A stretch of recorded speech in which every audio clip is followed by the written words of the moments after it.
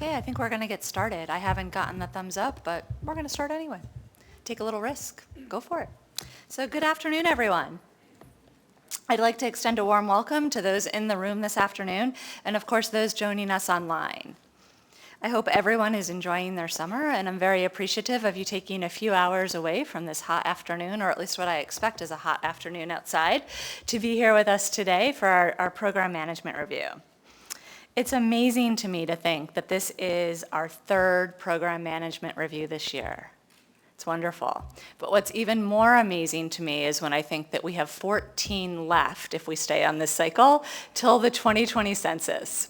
But who's counting, right? Well, we are, of course. So we are very excited. Thank you. It was bad, right? But worth it. A little bit, okay. I try. Okay, so we are very excited this afternoon to share with you our progress over the next few hours. But before we can do that, we have to do the traditional housekeeping items. So please do remember that our program management review is being webcast live, so do consider the mics live at all times.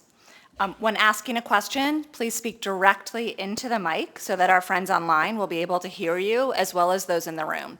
And I should also say, please remember to push the button to turn your microphone on. That's always helpful as well. The light will turn red when you do that. What I'd like to do now is call Mike Polensky, who's going to say a few words for us, who is walking up this way. So thank you.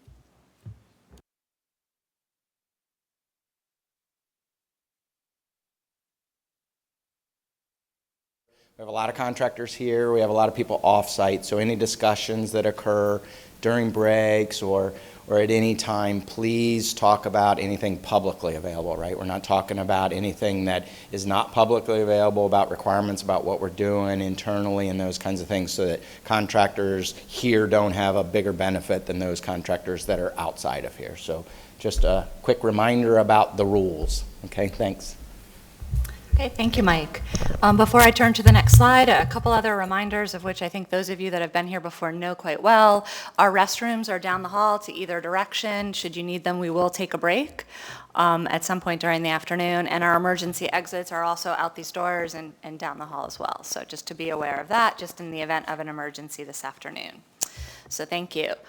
As you can see, today's agenda, like all of our program management reviews agendas, are quite full. And as we do with each PMR, I ask that you allow us a bit of flexibility in the schedule. We have a lot of information that we want to share, and I really want to try to ensure that we can get through all of our content and allow time for questions. So in doing so, we may adjust the times a little bit from the agenda, go a little longer in some sections, perhaps cut a little bit in a different place, or maybe even cut the break. But we do have quite a bit of information that we're looking forward to sharing with you all today. As always, before we get into the presentations for the afternoon, I wanted to start by sharing some key management changes that we've made and some staffing updates associated with the 2020 census program, and take an opportunity to recognize many of the new managers to our decennial team. As you know, one of our top priorities at the Census Bureau is succession planning. And part of preparing for the future is really ensuring that we've taken a hard look at where we are today, where we need to be for tomorrow, and ensuring that we have the right people in the right place for those programs and those activities that we need to execute. I know that many of you are aware that in May, we made some changes within the Decennial Directorate in recognition of this. We announced some changes to the Decennial Senior Leadership Team. Just in case you're not aware of those changes, I did want to highlight them for you this afternoon. And I believe everyone is in the room, or I've seen in one way, shape, or form. So I was really excited and pleased that we were able to work with the department and create a brand new position for the Census Bureau. And that brand new position that we were able to create is a Chief Geospatial Scientist. I was even more pleased and more proud that Tim Traynor, who many of you know, has assumed that role within the Census Bureau and within the Decennial Directorate. Many of you know Tim. He has served as an expert and continues to serve as an expert in the geospatial community. In this role, he's really able to represent the Census Bureau and the Department of Commerce as we continue to improve on the progress that we've been making, and I was really pleased about that.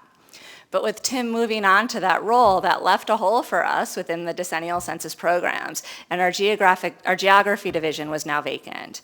I was very pleased and very excited that Deirdre Bishop, who many of you know, is now the chief of our geography division. Deirdre's returning to geography division after providing great direction and great leadership in helping us move the 2020 census program forward. Her extensive experience and insights are highly valued as she furthers the work of the geographic programs, and I thank you, Deirdre.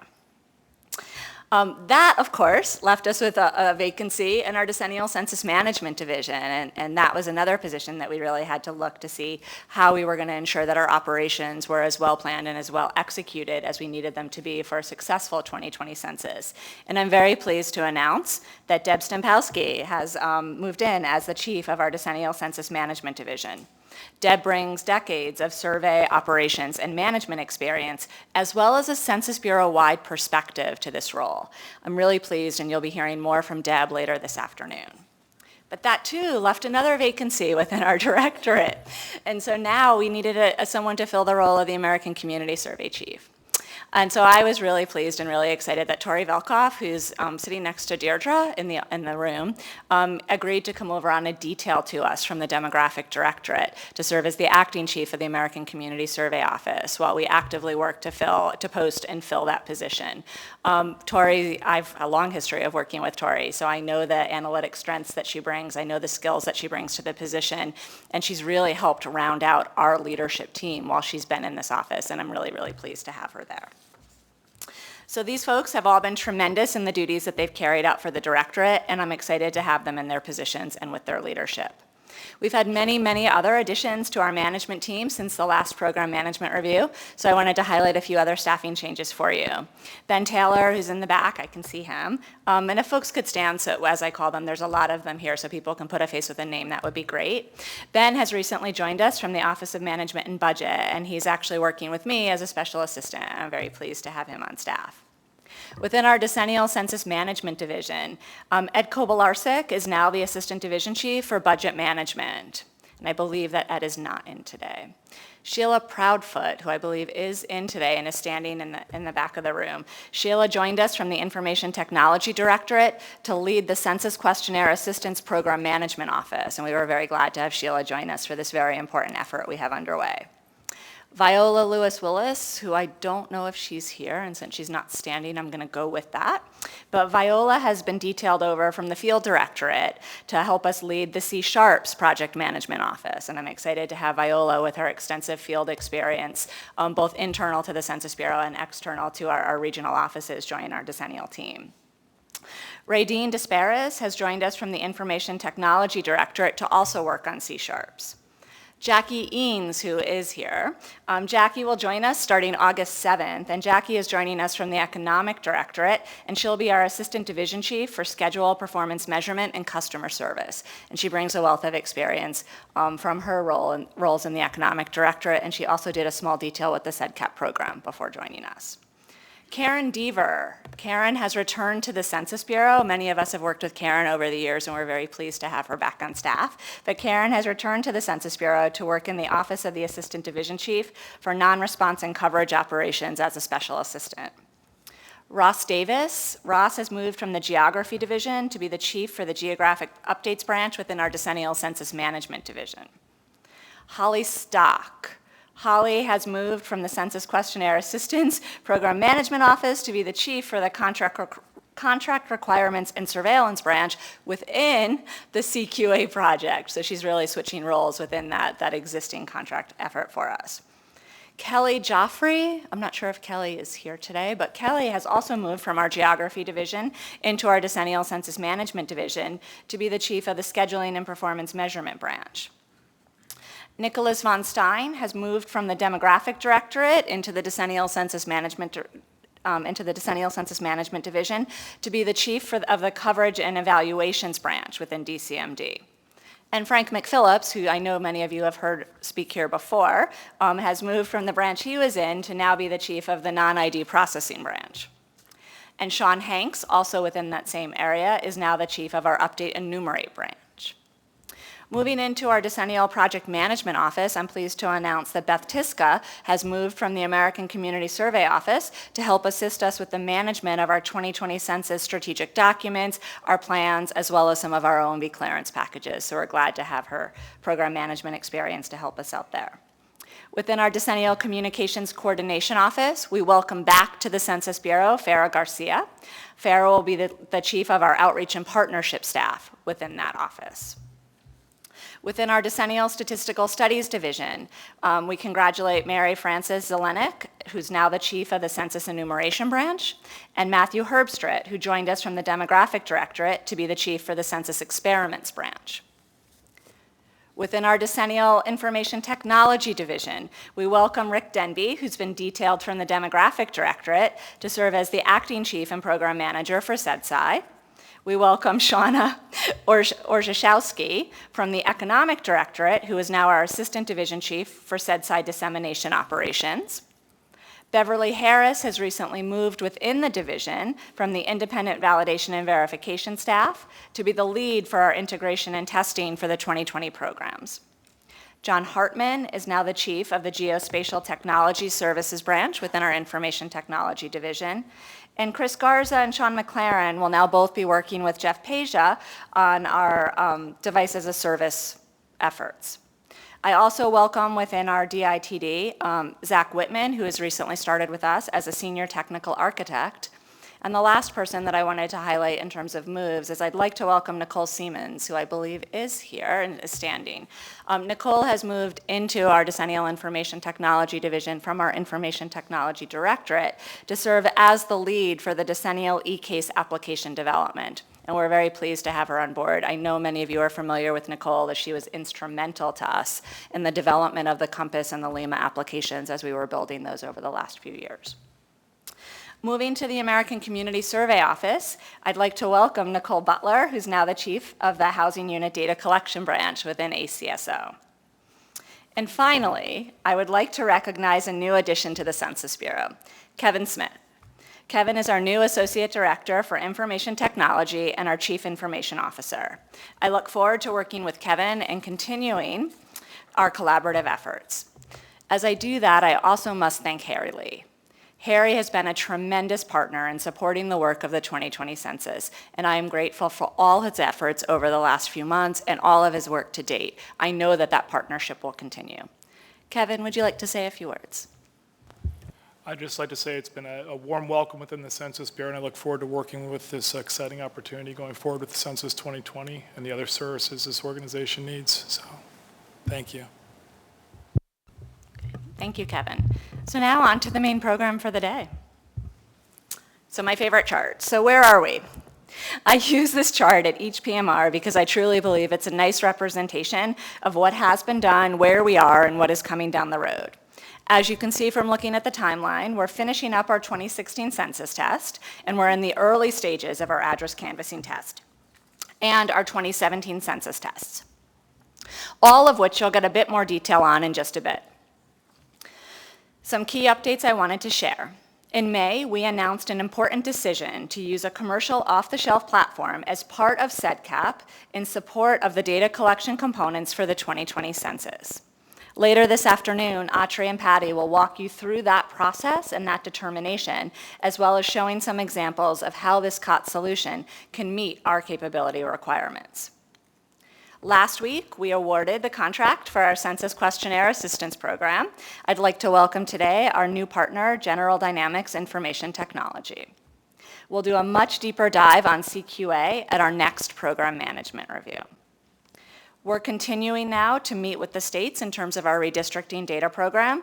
As we continue to do that, and in fact, James Whitehorn, I believe, is in Mississippi right now, meeting with the state, so we're out there in full steam ahead with the planning and activities related to that.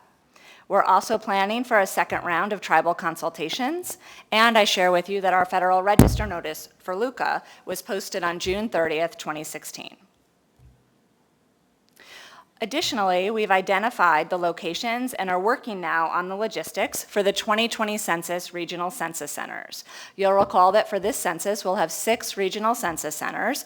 Almost all of the regional census centers will be in the same location as our regional offices. The one exception to that will be in our Denver region, where the regional census center will be located in Dallas, Texas. This is a reflection of the projected workload that we expect to have for the 2020 census and our need to manage those activities very carefully. This information will be formally released soon as part of our 2020 Census Memorandum Series. So when you look at the chart and you look at where we are and where we've been and where we're going, what I'd like you to take away is, given where we are in our timeline, we are where we need to be today. We're planning for our last operational tests. We're on schedule with the award of key contracts, and we are making the decisions that support implementing an accurate and efficient census in 2020. From 2012 to 2016, we placed a heavy emphasis on redesigning the 2020 census through research and testing innovative systems and methods that will modernize and streamline our operations. These efficiencies are what will allow us to realize those cost savings relative to the 2010 census. These tests included site tests to study field operations and national tests to study response rates and content. Now we're moving away from these small-scale individual tests to tests that allow us to integrate multiple operations and systems. We are really refining what was learned in early testing efforts in order to ensure readiness and functionality for 2020. For example, we're bringing together self-response and non-response follow-up operations. We're deploying SEDCAP and non-SEDCAP systems. And we're conducting, as you know, the first test in Puerto Rico in over 40 years. All of this work, all of our path will culminate ultimately in the census, but before that, in our 2018 end-to-end census test, which brings me to my last bit of news for the day, the announcement of our 2018 census test sites. I'm excited to share that we will be conducting our 2018 end-to-end census test in 3 areas: Pierce County, Washington, Providence County, Rhode Island, and Bluefield, Beckley, Oak Hill, West Virginia. The 2018 end-to-end census test will have an April 1st, 2018 Census Day. The purpose of this test is to finalize our operations to allow us to test and validate identified 2020 census operations, procedures, systems, and infrastructure together to ensure we have the proper integration and conformance with our functional and non-functional requirements. It's to allow us to test our major operational threads. It's to allow us to understand and ensure that our systems are working as we expect them to do. And this test will be our first opportunity to produce a prototype of the geographic and our data products. So why did we choose these sites? These sites were selected because both separately and combined, they present opportunities and challenges for us as we plan the census operations. The sites contain high vacancy rates, different levels of connectivity, and a mix of urban and rural areas. They are demographically and socioeconomically diverse, and they provide us with opportunities to refine our efforts to engage and motivate the population to respond to the census. A few specific items for each site. In Pierce County, Washington, we have a site on the West Coast, which allows us to test things like latency. We have several group quarters, including a large military presence, and in addition to demographic diversity, the site presents some unique language opportunities, specifically Vietnamese and Korean. In Providence County, Rhode Island, we have an urban site that has high vacancy rates. The city has been going through gentrification for many years, giving us an opportunity to validate our address canvassing operation, for example, identifying split or potentially converted housing units. There is a solid presence of group quarters and strong demographic diversity with sizable African American and Hispanic populations.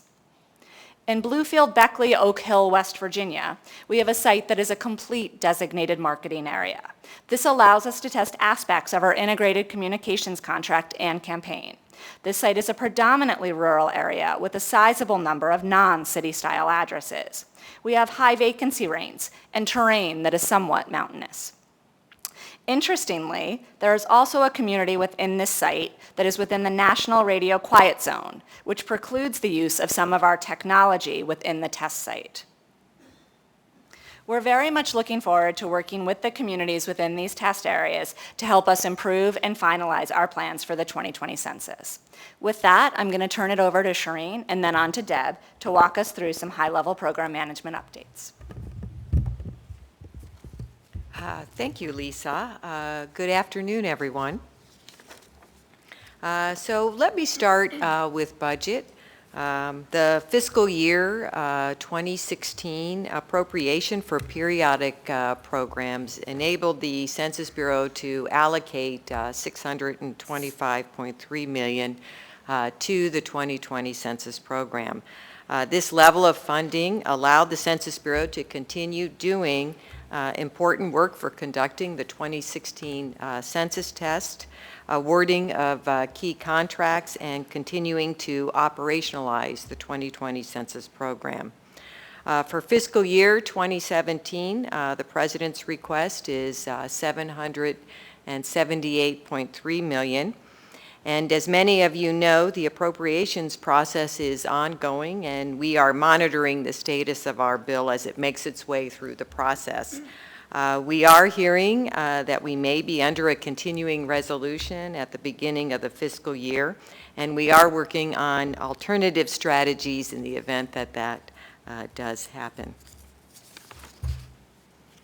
In terms of human capital management, succession planning is a top priority for the Decennial Directorate Senior Leadership. A strategic workforce team was launched in January of this year in partnership with Human Resources Division and the Director's Office.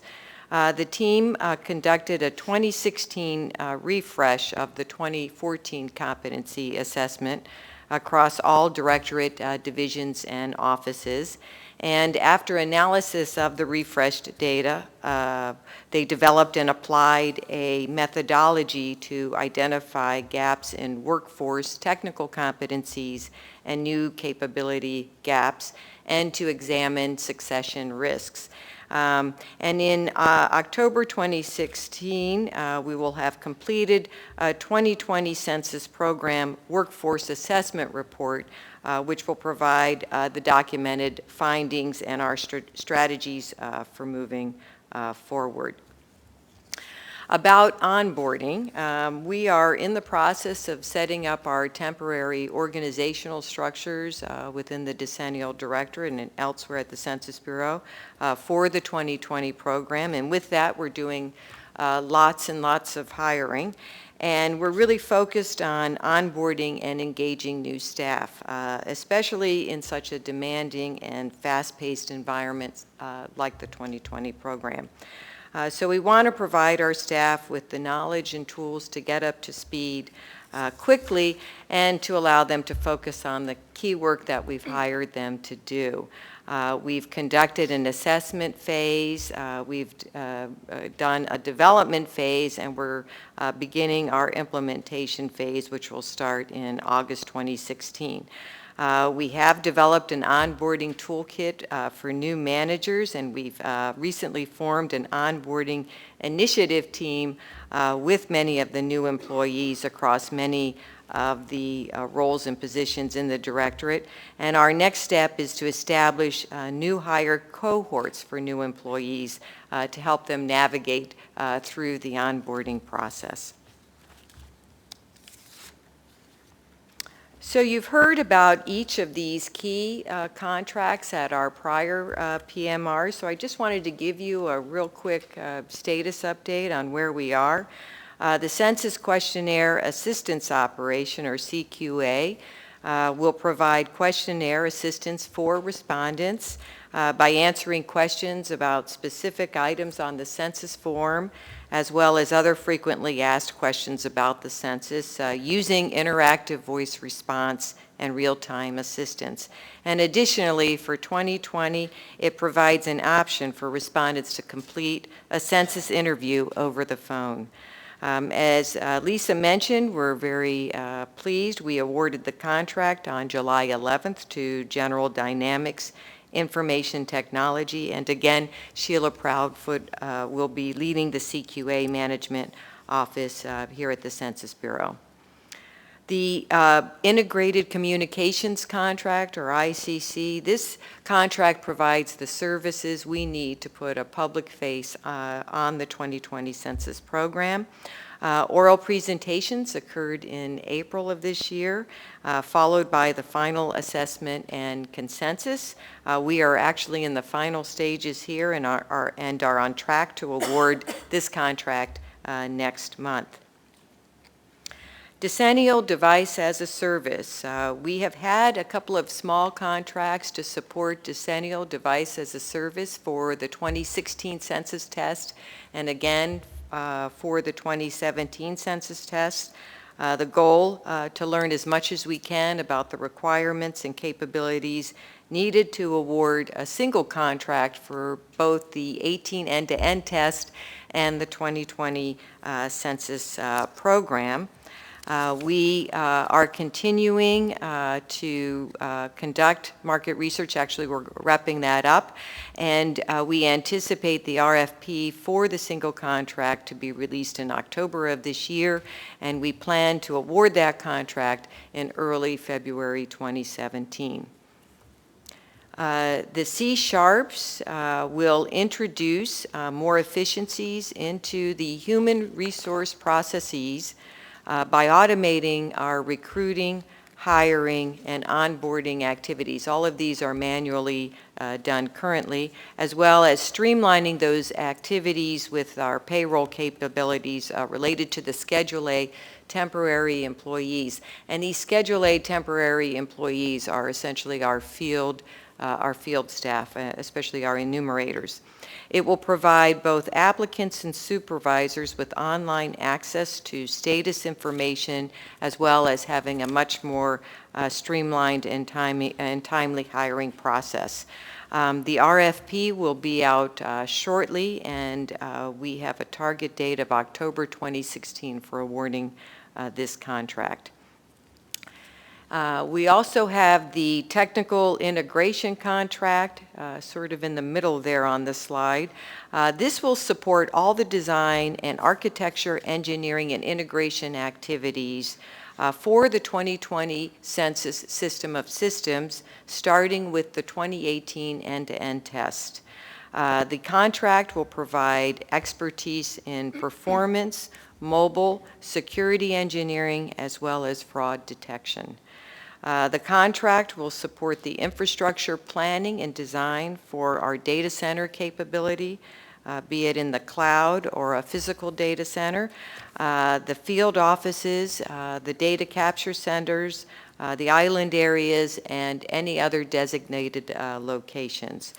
And we are on track to award that as well next month.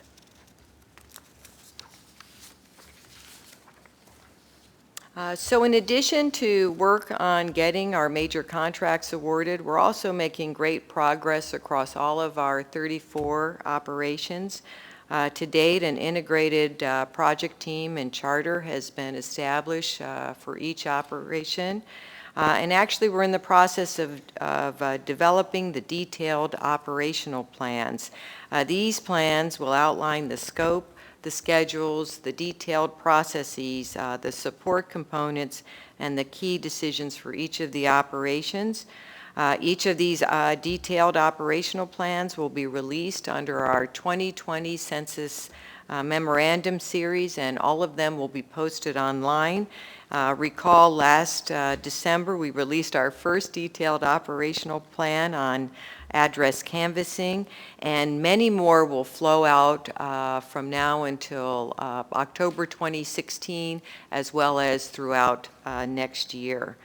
And finally, we're making updates to our 2020 Census Operational Plan to keep it in alignment with new decisions and operational changes. As a reminder, the revised version of the 2020 Census Operational Plan will be released and posted for our October PMR. So with that, let me hand it off to Deb Stempowski, who's going to provide a few more program management updates. Thank you. Good afternoon, everybody. It's nice to see everyone. I can't think of where else I'd rather be on the hottest Friday in July. But this is great. It's nice to have a good turnout because there's nothing worse than giving an update and looking out and seeing empty chairs. Lisa introduced me before. I know I met some of you in my role as chief of the American Community Survey. I know I've been on the phone calls for oversight over the last couple of months, and I've heard all the names, and it's always good to see all the faces. So now you know my face.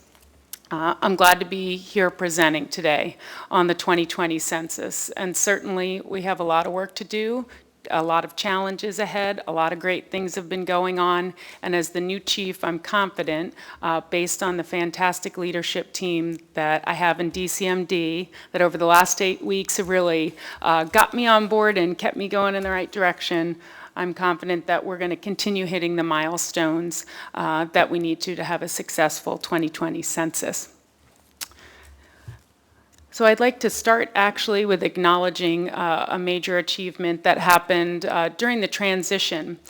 The program recently completed a major milestone review with the Department of Commerce's Milestone Review Board for Milestone 2 project approval. And I think I said milestone 3 times in that sentence. The culmination of a very long journey, Deputy Secretary of Commerce Bruce Andrews, who chairs that board, approved Milestone 2 and provided his direction for us as we implement the 2020 census operations. I wanted to take a minute and thank Mark Daly and Sharon Vanucci for their continued support as the program worked towards that milestone. And I'd certainly be remiss if I didn't acknowledge the leadership of Deirdre Bishop in seeing, there she is, and seeing the program through on this. She put us in great position, and therefore I wanted to call her out today. But I wanted to start then, let's just take a brief look and remind ourselves of the major milestones for the 2020 census. And I want to get into really somewhat of a refresher and an update of where we are with the schedule for the 2020 census. So as you all may recall from a couple of PMRs ago, before Deb, we showed you an example of our tiered schedule concept.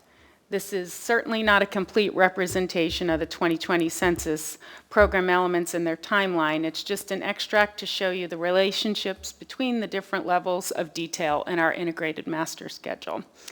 In our schedule work, we're continuing to follow best practices for schedule management based on the GAO Schedule Assessment Guide.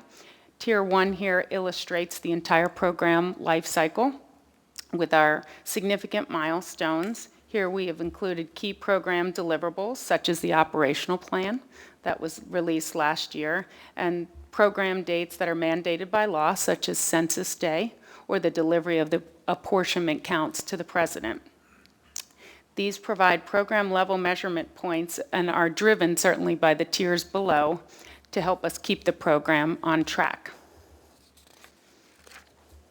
Next slide. So the 2020 census program is managed through one master schedule, which is the 2020 Census Integrated Master Schedule, or the IMS for short. Our schedule reflects the program complexity from the level of detail to the layer organization of the schedule data in the tool. And the IMS has 260 projects and over 24,000 activities to date, and that will continue to grow based on our rolling wave detailed development for the schedule. As you can imagine, it's complex, detailed, it's an interdependent program schedule, and it started back early in the decade with research and testing projects. It then transitioned to operational development and testing, where we developed schedules for things you all have heard a lot about in previous PMRs, such as the tests in 2015, the tests in 2016, and 2 of the tests that are upcoming in 2017. I'll give you just a heads up today, later today.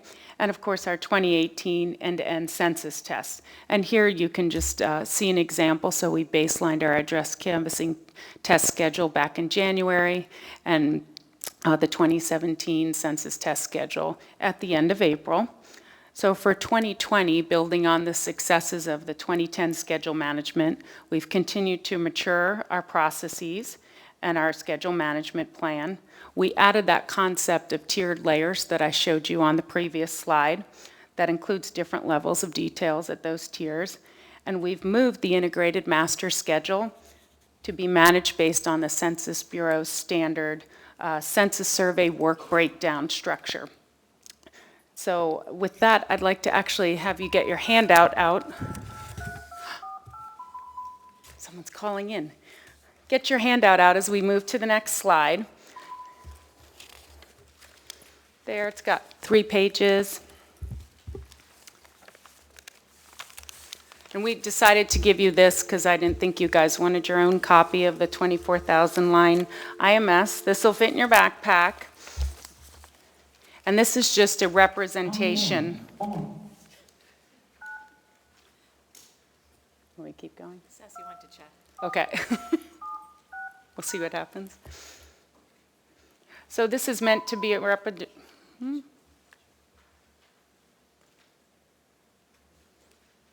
Hello?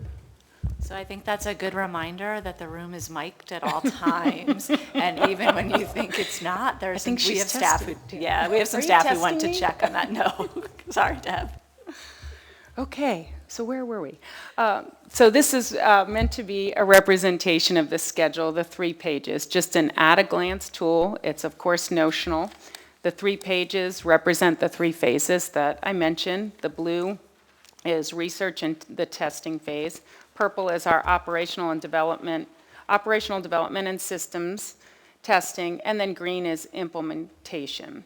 So if you want to look at one of them, for example, I've actually been going past the blue one because we're past there. If you look across the time, you can see the actual time in fiscal years. If you want to go to the purple page, you can see we're in FY16. And in there, you can just note there's some nice symbols. If you're a symbols person, I can call some out for you. But for example, the program level milestones are the red stars down there. For example, delivering the questions and the topics to Congress. Decision points and other significant milestones are the green stars. Shireen noted opening the regional census centers or planning for that. Research and testing milestones and activities are the blue triangles, and the execution milestones and activities are the purple diamonds, even though they look a little blue, depending on your copy.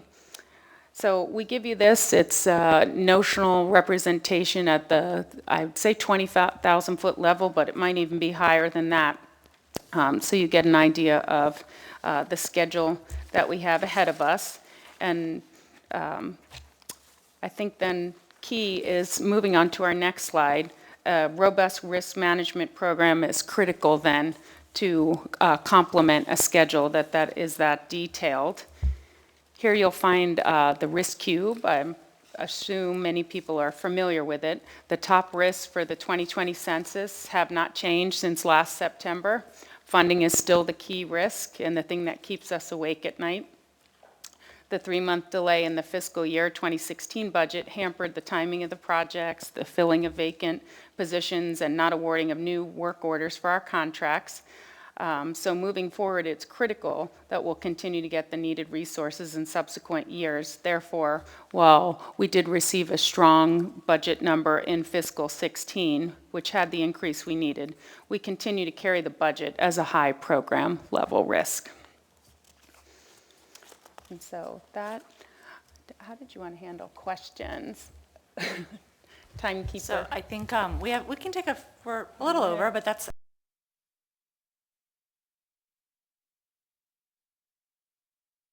which is our preliminary findings from the 2016 census test. Do we have any questions? Okay, I don't see any, but there's plenty of time. Ty, thank you. Oh, and please state your name and affiliation, just as a reminder, even though I just acknowledged you as you. Thanks always for this. This is great.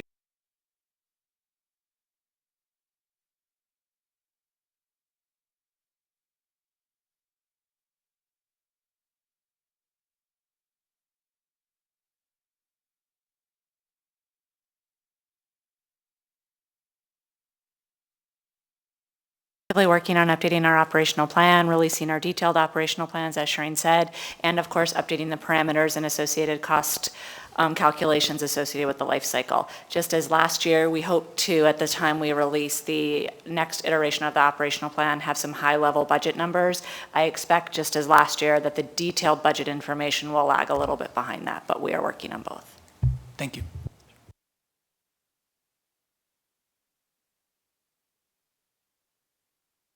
Turn the floor back over to Deb and it was not. Okay, so what I'm going to do next is turn the floor back over to Deb, Marianne, and Al for our next presentation. Great. So before we get into the details of this presentation, I just wanted to take a minute and remind everybody of why we conduct census tests. So the conduct of a decennial census is a major undertaking with many moving parts. I think that's an understatement.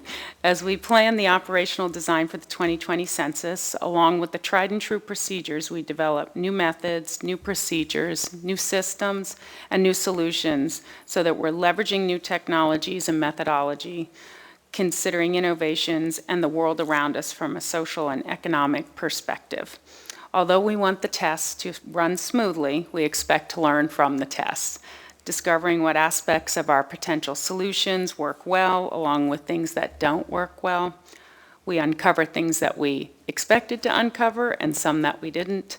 We expect to leverage the test to explore aspects of the operational design that may require refinement in subsequent tests or may not make the final cut. And we also expect to take advantage of being in a test environment versus production to add new dimensions to the test as the opportunities arise. As we share with our preliminary findings today, you will hear about many things that we've learned. However, our analysis is really just getting underway, and there's much more to understand about the 2016 census test and how the test will inform the final 2020 census operational design. Before I turn it over, I wanted to thank everyone who observed the tests and who have provided your insight and your experiences. We're continuing to review the observation reports and research-specific observations that were reported to us. And so today our presentation will just focus on the major themes. And with that being said, I'd like to introduce two familiar faces, I think. To my immediate left, Mary Ann Chapin from Decennial Census Management Division is going to dive deeper into our preliminary findings. And then many of you might know Al Fontenot as our Chicago Regional Director, but he's doing double duty now as the Acting Chief of Field Division, and he's going to provide us with some insights and important information from the field perspective from the 16 test. Mary Ann. Good afternoon, everyone.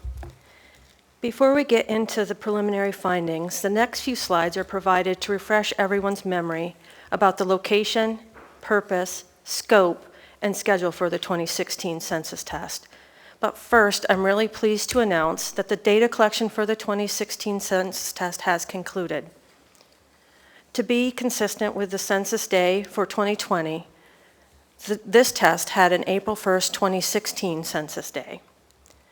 The 2016 census test was a site test in parts of Harris County, Texas, and Los Angeles County, California, with approximately 225,000 addresses in each location. These sites were selected for the following reasons: their language diversity, their demographic diversity, high vacancy rates, varying levels of internet usage, and the fact that they are in different locations across different time zones. The purpose of the 2016 census test was to refine the technologies and methodologies associated with the self-response and non-response follow-up operations. Our self-response objectives included providing non-English support for respondents with limited English proficiency, forming partnerships and conducting outreach efforts to reach historically hard-to-count populations, refining real-time non-ID processing, and testing languages utilizing non-Roman characters in Chinese and Korean in all response modes. Our non-response follow-up objectives included finalizing the strategy for using administrative records in support of the non-response follow-up operation, testing multiple ratios of enumerators to supervisors, implementing enhanced procedures for conducting interviews at multi-unit structures and via proxy, and continuing to refine our use of technology and automation to re-engineer field operations. This slide, as you saw earlier, depicts the 34 operations of the 2020 census. This diagram shows operations specifically related to the 2016 census test. The operations with the dark shading represent those that were the direct focus of the test. The areas in the lighter shading of the same hue represent supporting operations, and the operations shown in green were not included in the test. This slide shows some key activities associated with the 2016 census test. We'll not go through this line by line. However, I do want to point out the line associated with conducting non-response follow-up and the non-response follow-up re-interview.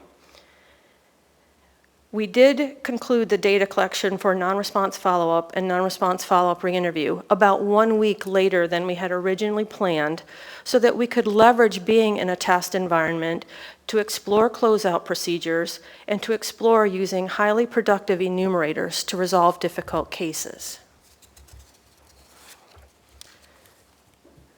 Shown on this slide is an overview of self-response.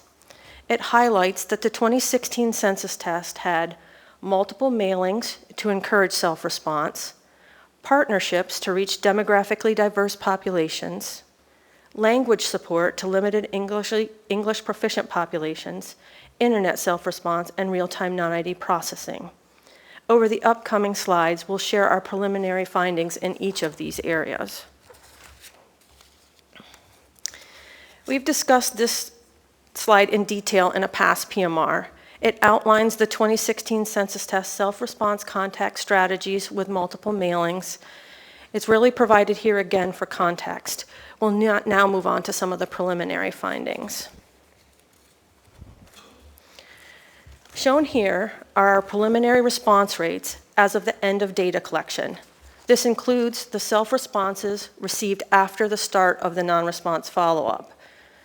Our overall response rate in the Los Angeles test site was 53.4%, with a 31.4% internet self-response, a 2.7% telephone self-response, and a 19.3% mail self-response.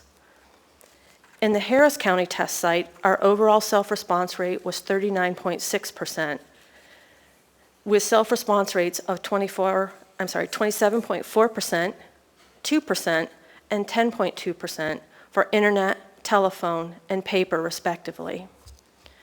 Data are still being processed, and our analysis is really just getting underway. But some key takeaways include sending a letter instead of a postcard as the first reminder has a positive impact on improving response rates. Providing more language services, such as a brochure or frequently asked questions insert, seem to have positive impacts on response. And as we have seen with our past census tests, the 2016 census test reinforced that in some areas of the country, we benefit from sending a paper questionnaire in the first mailing. Our plan for 2020 is that for about 20% of the addresses, we will send a paper questionnaire in the first mailing. All other areas will be sent a paper questionnaire with the fourth mailing if they have not responded by that time.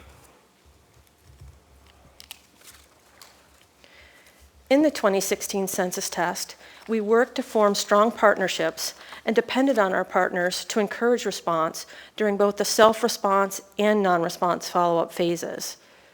In the Harris County site, we had 258 partners, and in the Los Angeles County site, we had 262 partners. Partnership specialists supported recruiting, were engaged in limited partnership effort with language support, and had a social media presence to help the community know we were testing in their area. We also had a statistics in school presence that used schools to help inform their parents. In order to assist our partners in generating awareness and encouraging response, partnership toolkits were developed in both the Los Angeles County and the Harris County test sites.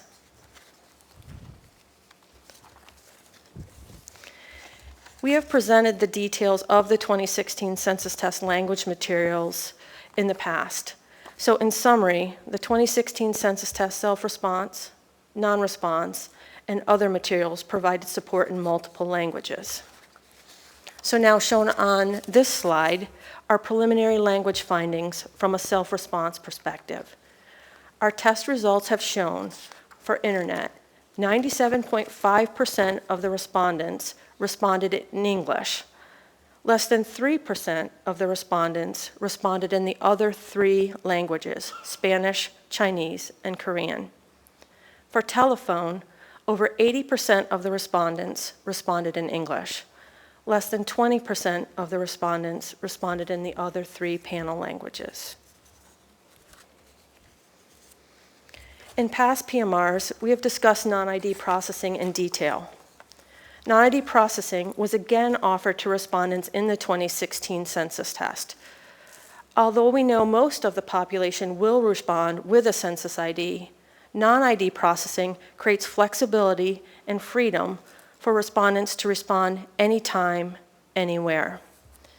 In the 2016 census test, we did not sample specifically for non-ID. The non-ID response in the 2016 census test was only from respondents who opted to respond without a census ID. A sample of the non-ID responses was selected for inclusion in a response validation.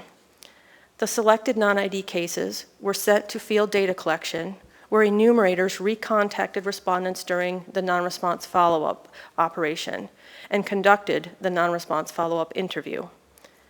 The data collected during non-response follow-up will be compared to the non-ID response data in order to validate the accuracy of the non-ID responses. So now shown here are our preliminary non-ID processing results. This table indicates the overall self-response and then the specific non-ID response totals. Consistent with previous census tests where the non-ID option was not promoted, for example, through partnership or communications, the proportion of non-ID response fell within the 3 to 4% range. Also, while not indicated in this table, the proportion of non-ID cases from internet response and census questionnaire assistance was consistent with previous tests, with about a 90-10 split between the 2 modes. Our preliminary analysis of the 2016 census test results indicate a cumulative match rate of 95% for the non-ID cases within the 2 test sites. This was achieved with about 91% of the addresses matching within the response via the real-time non-ID processing, an additional 2.5% during subsequent automated processing with the address enhancement, and another 1.5% from manual or clerical matching. Of the remaining cases, only 10 could not be assigned a census block. We are still working to confirm the existence and census block location for the unmatched geocoded cases using available geographic reference materials. Field verification of these cases was not in scope for this test. Now, I'd like to go over our preliminary coverage re-interview results. The purpose of the coverage re-interview was to test versions of questions for initial roster creation, undercount probes, and overcount probes.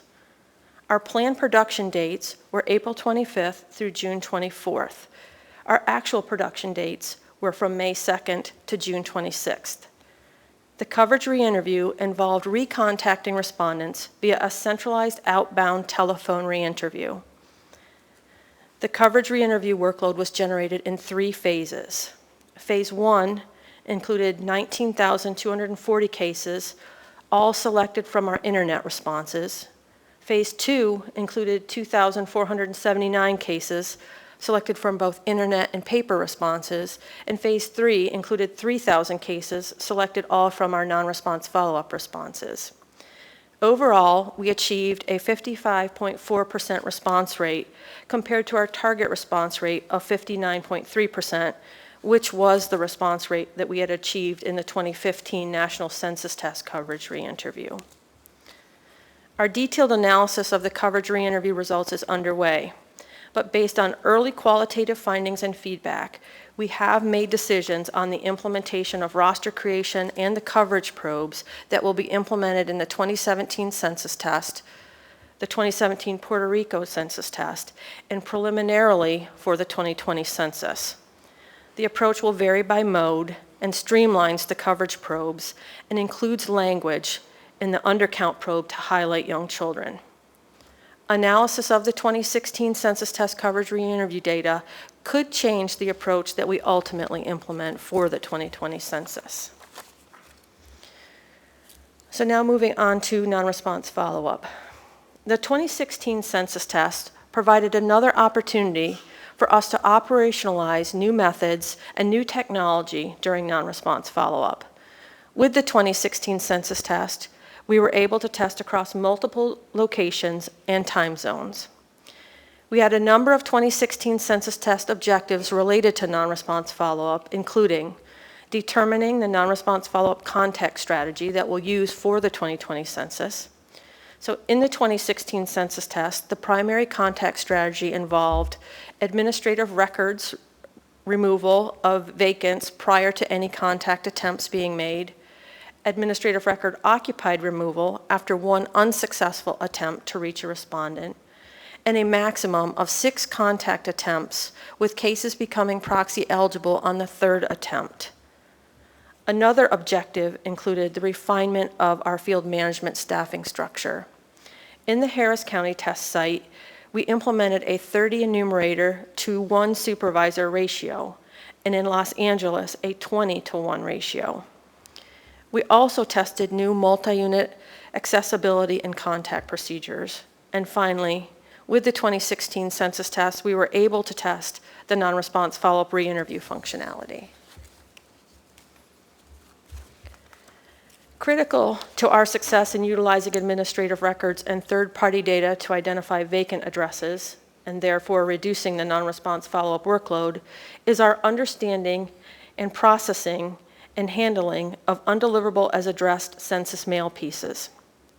In advance of the 2016 census test, the Census Bureau collaborated with the United States Postal Service for the purposes of understanding the postal carrier assessment and assignment of detailed reasons for why a mail piece is undeliverable.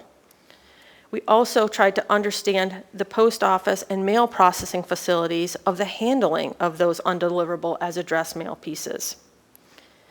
Information was collected via conducting focus groups with postal carriers.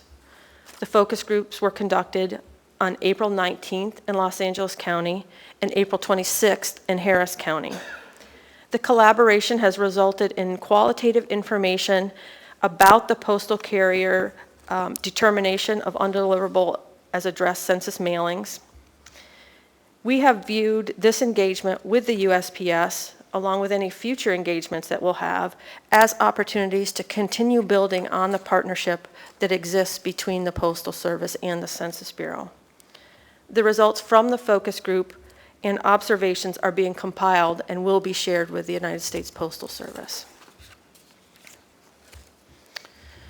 As mentioned a few moments ago, we continued our implementation of administrative records and third-party data processing to reduce the non-response follow-up workload.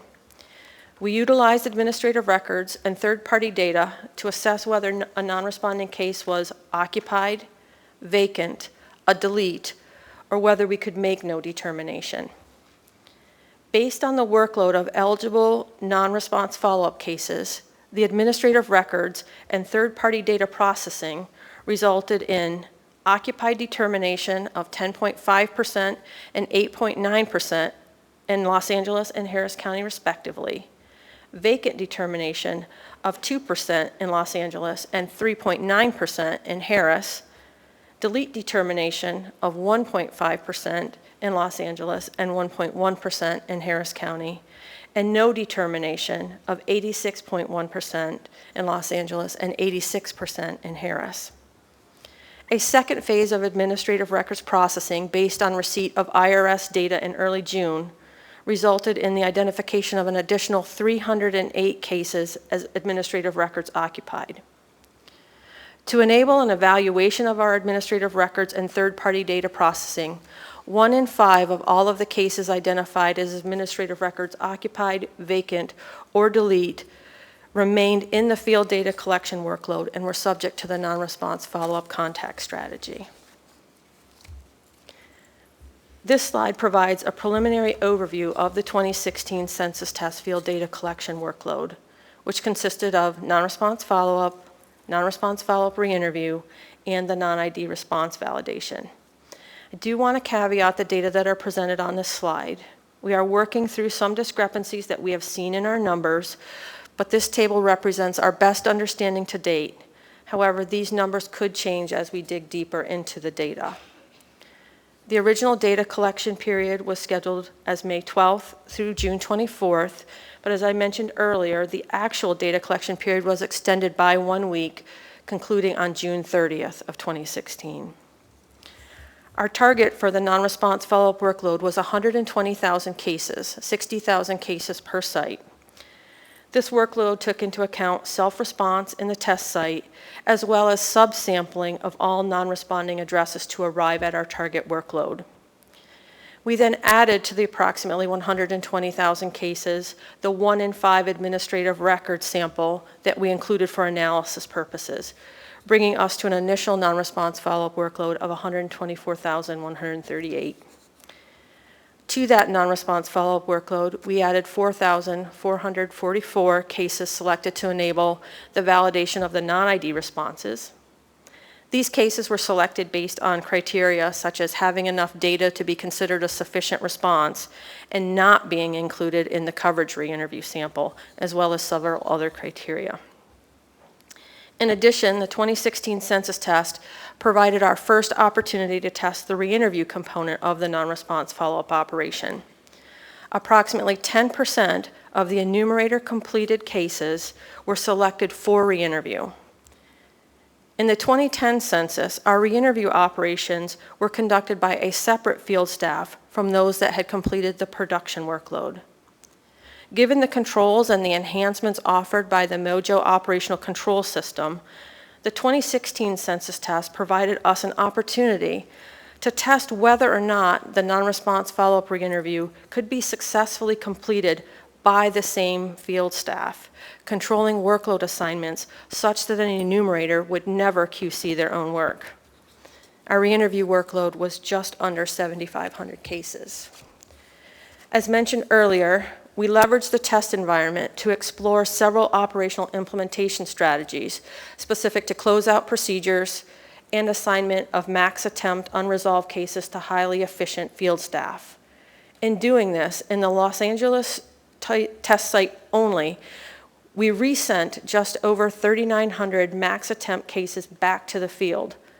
These efforts have been helpful to us as we think about how to refine our closeout requirements and processing of the non-response follow-up workload. So our final field workload was just over 140,000 cases. From these cases, we removed self-responses, approximately 18,000 cases that were received after the start of non-response follow-up. And we reduced the non-response follow-up workload through the administrative records vacant and occupied removal by approximately 11,000 cases. For the remaining workload that required field enumeration, over 80,000 cases were field complete, meaning we conducted a successful interview either with a respondent or by proxy, or the case was resolved as vacant or delete. Over 27,000 cases reached the maximum attempt threshold without completing a successful interview.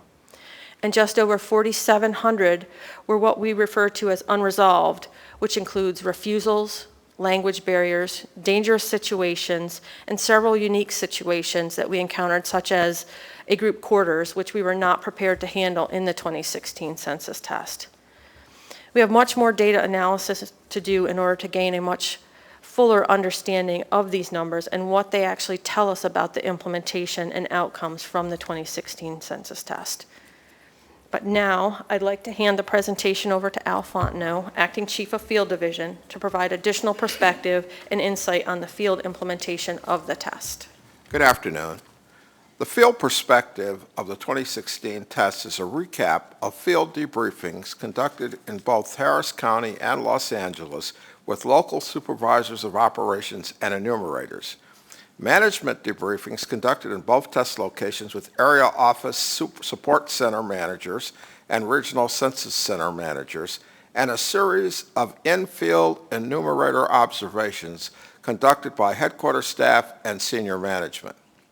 From a field perspective, This test successfully validated the operational efficiencies gained through the use of technology to automate a number of our processes, and it proved out the ability of the re-engineered field operating structure to effectively manage the work. The test also highlighted areas that we can refine to improve the overall quality and effectiveness of the field operations for the census. As a reminder, we've been sharing this slide since the rollout of the operational plan in October 2015. It does a nice job of illustrating how the increased use of technology, such as automated and optimized work assignments, helps to streamline the staffing structure and increase management and staff productivity. In 2016, we opened the Denver RCC in Denver, Colorado, in the regional office to manage the operations in Houston, Texas, at the local office in Houston. In Los Angeles, we opened it in the regional office, the RCC, and it managed the operations in Glendale, California. In 2016, we utilized an area manager of operations, a field manager of operations, a local supervisor of operations to manage field operations carried out by census enumerators. This structure was streamlined to 3 tiers of supervision from the 2010 supervisory structure of 5 tiers of supervision by eliminating the position of crew leader assistant and combining 2 positions of crew leader and field operations supervisor into the single LSO position. This was possible by the elimination of paper payrolls and a number of the paper activities that required that intense level of local supervision to review paper payrolls on a daily basis and manage the paper outcome. These operations were all automated in the 2016 test. The staffing ratios, as were previously mentioned, were 20-1 in Los Angeles County, 30-1 in Harris County, and the supervisory staffing ratio, LSO to FMO, was 15-1. As mentioned earlier, one of the test objectives was to evaluate different ratios of enumerators to supervisors. During the field debriefings, the LSOs in both the 20-1 and 30-1 ratio areas indicated that they were able to effectively manage the number of enumerators that they supervised. The LSOs attributed their ability to manage their larger teams to the automated system-generated alerts, which identified performance and quality issues and notified the LSO about the issues so that they could focus on taking actions to correct those issues. Without the automated alerts, the LSO would have spent a substantial percent of their time reviewing various reports to identify the performance issues prior to being able to act on them. In the new operational control system, the problem identification phase has been totally automated.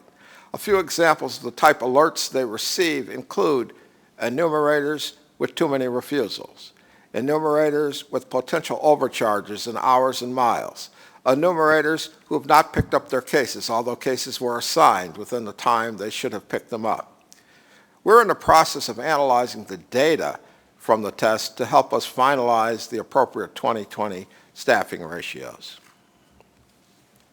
Following the 2015 test, we made a decision to move forward with the use of cascaded training for our field staff, meaning our supervisors will train their employees. We found that the use of master trainers, people especially trained to deliver the training, did not prove overly effective during the 2015 test. Additionally, we believe that our field staff benefits from the face-to-face contact and interaction with their supervisor prior to conducting field work. We continued our transition from verbatim training to blended training approach, which uses a combination of online and classroom training. During the 2016 test, we were able to identify areas of training that require refinement. Those include making online training modules more interactive, increasing the depth and detail of training beyond single household path. What this really means is include training specific to accessing and interviewing multi-units, conducting proxy interviews, and conducting re-interviews. We focus also in our refinements on improving the first 10 seconds. That's the initial contact time to transition from engaging a respondent from answering the door to starting the interview. We want to be providing more training on techniques to convert potential refusals into interviews, and we want to develop better assessment tools to evaluate the enumerator's understanding of the training material. And lastly, improve the scheduling process to ensure that the enumerators are trained by their supervisors. The operational control system is designed so that certain categories of non-interviews are sent to management review to be manually reviewed in the office prior to being reassigned to enumerators. During the early weeks of the non-response follow-up operation in the 2016 test, the number of cases that were going into management review was too large to be effectively reviewed by the FMO and the office staff. An analysis of the type of cases that were coming in included language cases, cases in which the language of the respondent did not match the language of the enumerator. The rules will be refined so that those cases can be automatically reassigned to enumerators with the appropriate language skills rather than requiring manual intervention. A large volume of cases were from multi-units. When an enumerator could not gain access to a multi-unit, the individual units came into management review as individual cases and were not tied to the parent unit address. That increased the number of cases in the review process exponentially. The system will be adjusted so the linkage between the units and the parent address will be maintained. Adjusting these elements and automating more reassignment functions will substantially reduce the number of cases that have to be reviewed in the office prior to reassignment. The optimizer and the operational control system managed attempts in a way that effectively controlled costs but needs to be balanced with a method that ensures higher level of completed interviews. During the 2016 test, we used a 6-time fixed maximum number of attempts across all of our test areas prior to a case being accepted as a non-interview. We need to be able to set different maximum attempt levels based on the characteristics of the area in which the case is located. Some of our hard-to-count areas may require a higher maximum attempt threshold, and some of our low hard-to-count areas may require a lower maximum attempt threshold. We need to examine and refine the rules that the optimizer is using to route enumerators. We need to also provide the enumerator with some slight flexibility in allowing the suggested routing to be based on the realities on the ground. Non-interview cases need to stay on the device longer to allow potential interview opportunities. We found a number of cases that the case would be removed from the instrument, and in an apartment building, the people on the floor you were interviewing, you meet them in the elevator coming up to their floor to come to their apartment, and the case is no longer on your instrument, so you could not do the interview. Or people came to the house next door just as you left that house and you sent the case in, and it was no longer available for you to conduct the interview. So we're going to keep them on the device longer. Moving to closeout. Closeout operations of a census involve managing the remaining workload in late stages of the operation in such a way that it increases the probability of getting an interview and also reduces the cost associated with non-productive attempts. The optimizer and the case management system function using the same set of rules and parameters at all points during the census operation. We need to develop automated closeout procedures to enable us to be more effective at closing out the operation. As I said at the beginning of my section, from a field perspective, the 2016 test validated the ability of the re-engineered field structure to effectively manage the operation and the effectiveness of the increased use of automated processes to reduce our costs and provide better management tools. However, in this presentation, we have focused on identifying refinements to our systems and processes that will enable us to continually improve our quality, increase our effectiveness, and reduce our cost of operations. And now I'll turn it back over to Mary Ann. So, in summary, we have conducted a successful 2016 census test.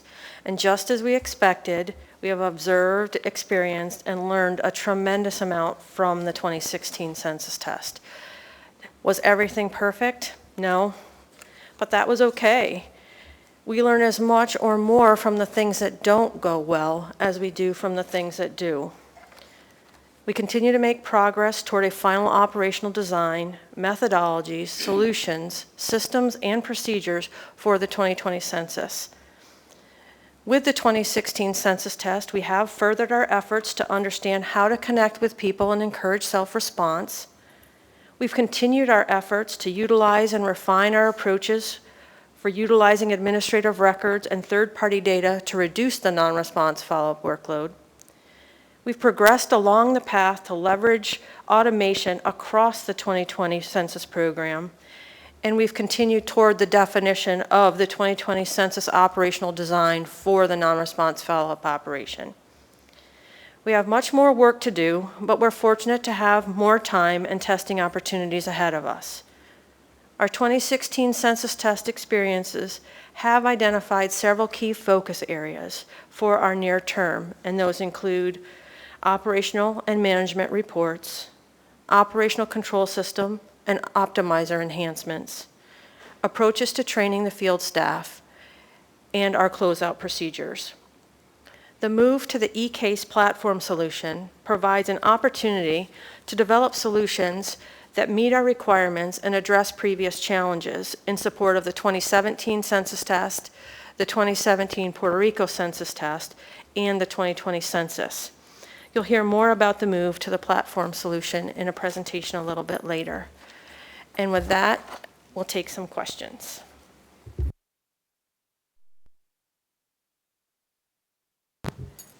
Trisha Durr with the OIG. The results from the administrative records, the records removal, was that lower than expected or about what was expected? So the vacant removal is a little bit lower than what we had expected or estimated in our life cycle cost estimate. Oh, vacant and also work, I think, I meant to say workload removal. The Was that the occupied removal was also a little bit lower than what we had estimated in our life cycle cost estimate as well. So are some of the ones that were not, the max attempts have been reached, are some of those resolved by administrative records after the fact? If so, it'd be interesting to see a graph maybe like of 2 lines, one of how administrative records were implemented to reduce the workload, and then those that actually went out in the field that could have been resolved by administrative records before going out in the field, and then vice versa. Does that make sense? It does. In fact, just actually earlier this morning, we were having conversation about some additional research that we would like to explore with regard to administrative records that may not have, I'll say, reached the criteria that we would use to remove something from the non-response follow-up workload after one unsuccessful attempt, but may be of high enough quality to use at later points as well in the non-response follow-up operation. And I'll just finish with one comment that it's really great to hear the perspective of the field directly from somebody in the field. A lot of some of those things we've heard before, and I'm looking forward to e-case to make sure those requirements are captured and so on. Thanks.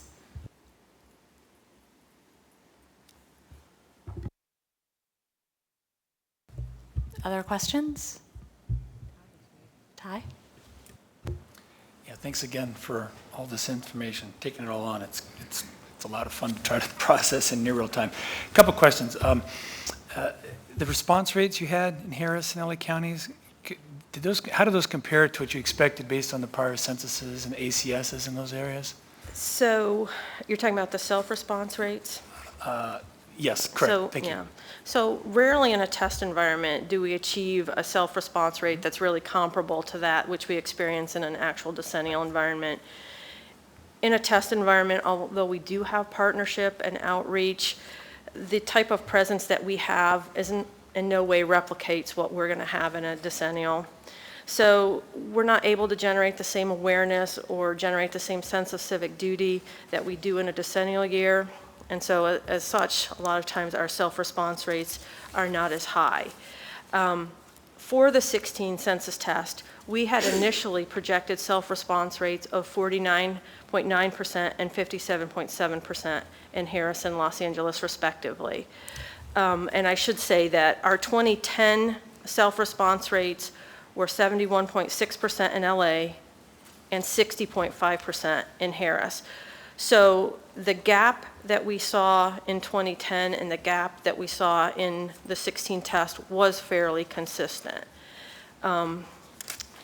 But based on the initial projections that we made for the self-response rates, sometime after we made those initial projections, we compiled the final self-response rates from the 2015 National Content Test. And for Harris County, the NCT self-response rate was 38.3%, and for Los Angeles, it was 51.9%. So although it appears that these test sites have some sort of unique demographic or other characteristics that make them less likely to respond during these mid-decade tests, when we look at the 16 census test self-response rates compared to the 2015 NCT self-response rates, we did surpass those by a little bit. So. Okay. And the delta between the two sites, the 14 versus the 18, I think it's like during the test, it's a little different than it was in the prior experiences. That's within kind of what you expect in terms of noise and whatnot. The difference of the 13.7 percentage points between Harris and Yeah, I Los didn't do the math Angeles. in my head, but yeah, right, the delta right between the sites. Yeah, and it was 10.1% when we looked at the Okay. 2010 self-response Okay. rates, so it was That's fairly similar. Fair enough, great. Thank you. Next, Tricia, you asked a wonderful question. Thank you. Cross that one off. Can I back up on the imagery? Can I ask a question about the contracts earlier on? Shireen, I'm sorry, I missed this. You talked about a lot of contracts through the January timeframe. Is there anything kind of bubbling, an RFP or an RFI out there on geography data? I know there's a large one from last fall. but Right, is so there that anything else? contract we did last fall for the purchase of geospatial data, the address purchase, as well as the street centerline purchase, that was an initial period that had several option years, so we don't have an Okay. additional RFP out on that. We still have time on the existing vehicle. Excellent. And then I'm just jumping right back to Marianne, gave you a break there. On slide 31, I'm trying to make my notes here because I didn't write it on the screen here. On slide 31, there's some non-ID numbers that you talked about. Can you just, there's something about, I'm looking at the match rates, and I'm sure I didn't understand. I thought there was a 95% match rate, and you went through, and then you talked about some that you couldn't match at the end of the day. Is that the right slide? Yeah. Yes, it is. You said something about, I thought you said 10.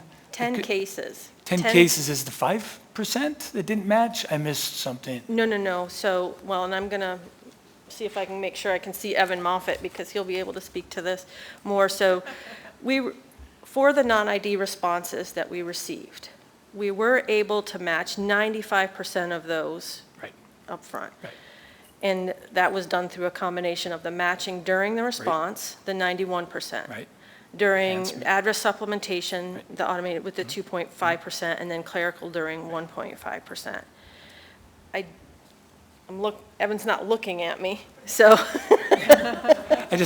heard 5%. Yeah, and and that's what I'm trying to see if that's what those 10 cases are, or if there's another component to that I, Because 10 I'm sounded not- less than 5%. I just wasn't Yeah. sure where the other percentage went, that kind of thing. You explained it as I understand it currently.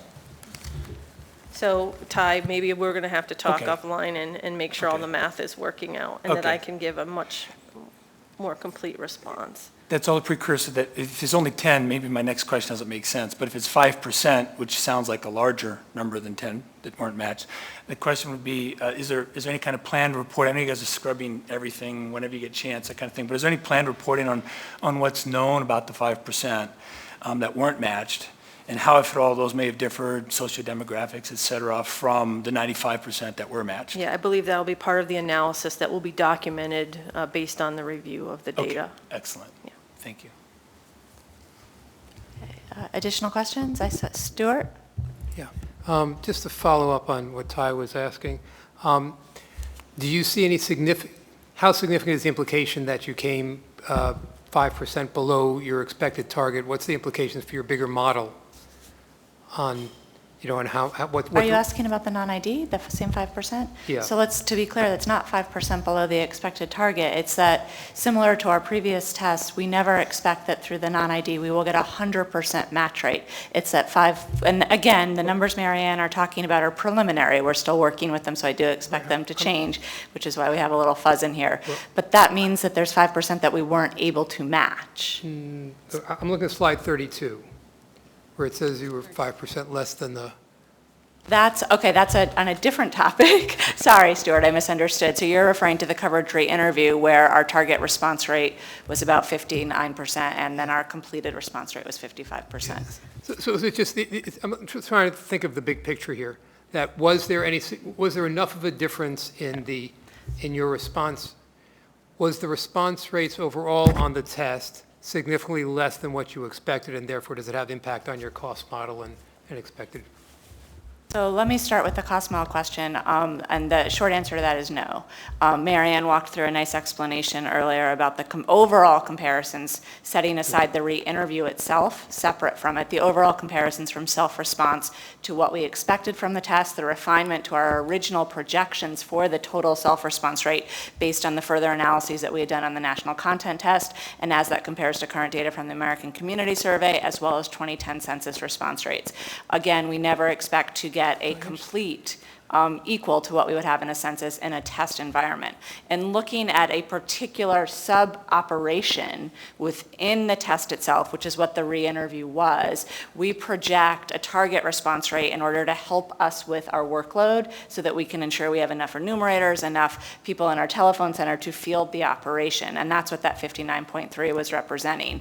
Having a completed response rate of about 55.4%, which is about where we ended, we felt confident enough that we had sufficient cases completed that we could shut that sub-operation down and have significant enough data for us to complete the analysis with the statistical accuracy that we needed to make it complete. And that's what that's referring to. I haven't answered Stuart's question, but I guess to further on, if we felt that it was imperative for us to hit 59.3% in the sub-operation, we would have kept that operation open longer. We did not. I'm not worried about the micro. I'm trying to think of the implications of the test, of the overall response on the test. Sure. So you're saying at this point you feel okay. I feel very confident, but I also want to be very clear that the re-interview sub-operation does not have a bearing on the self-response rate for the life cycle cost estimate. It's not, the more relevant comparison is to the total self-response. This was a separate activity that was a sub-operation. Do we have additional questions? Okay. Ty, please. I'm sorry, I do if you have one more. Back on the field perspective, I know you get a lot of feedback from all sorts of places, and it's pretty impressive. You distilled it down to 4 priority focus areas going forward. I'd love to hear a couple of sentences on how you distilled that down to what you're going to focus on, just to understand what kind of control was over that process of how you figured out what were priority. And then related to that, I know you've got a ton of stuff that you would never want to act on, but it was someone just shared with you, all the way up to the critical stuff you settled on. Is there a list? Is there some sort of if you brought together so you have as part of your institutional record everything you could have learned from this, and then you decided, well, look, we're prioritizing in the way you're going to explain to some things, so that at some point in time later, the condition, you might have a little more, you wanted more time, a little more time, resources, maybe some future census, you've got that, and that lessons learned isn't lost? Yeah, yes, great. Ty, we did maintain a list. We started from those formal debriefing processes between the supervisors and the enumerators, and those were conducted by field staff, headquarters field staff team who went out, conducted those interviews, created the list. We then looked for similarities that we were seeing, and we started to pull the areas that were most similar and that had a most significant impact on operations. And that sort of synthesized that list. We then looked for comparisons between the interviews that were done with the management, the RCC management, up to the regional director and the senior managers in terms of the observations they saw, and look for correlations between those and those of their staff. And that was helping us distill down our list. We maintained both of those. Then lastly, we actually had in-field enumeration observations done by members of the decennial directorate, senior management staff, everybody at the table was out there walking around with an interview by members of my staff, the field headquarters staff, including our associate director, and members of the IT staff, and members of the executive guidance group who came out and walked the street with the people, and the director and the deputy director of the bureau went out and spent time walking with enumerators. Each one of those groups compiled their list of observations, and we scratched out the duplicates or those that were significant. We underlined those, underscored those, and then compared them. That's how we rolled it up into those 5 key areas.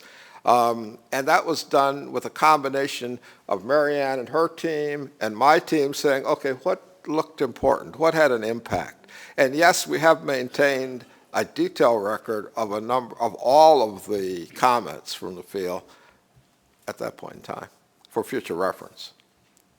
But you know, being an operator, we looked at what's going to impact our operations most significantly and how do we address those. To us, if I were to highlight it, refining our training was one of the most important things that we learned because that impacts the operation in significant ways. And so such things as more interactivity in the online training, some things I didn't comment on, but there were training refinements such as exactly which day do we do what part of the training? How do we sequence that training so they retain the information?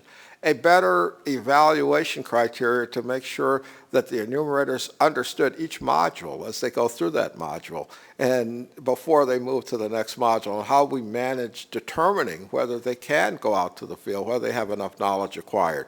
So we may have observed certain behaviors in the field that led back to saying, how do we adjust our training to make sure those behaviors don't continue? Now, I didn't talk about the behaviors here. I talked about the overarching training issues. So does that answer your question? Thank you, sir. Okay, with that, I think we're going to pause and take a quick 10-minute break. We'll come back at 2:45. So thank you all very much.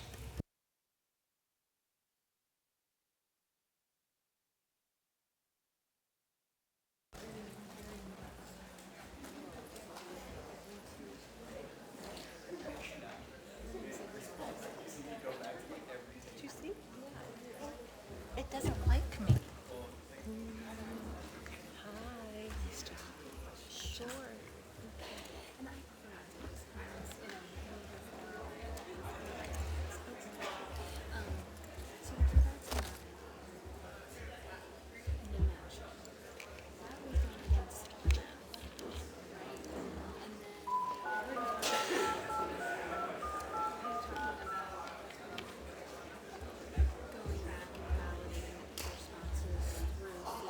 Right, that's the way we took, the approach that we took. So is that when you say clerical?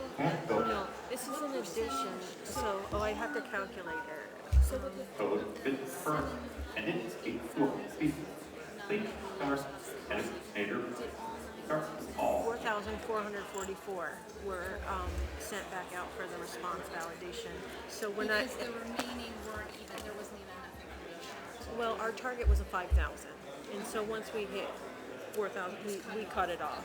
And so on the one slide where I traced through the whole non-response follow-up workload, there was like one column that had the 4444, which we added to the non-response follow-up workload for the response validation. I must have missed that. Well, there's just a lot of numbers, so. Okay, all right, well, that's helpful.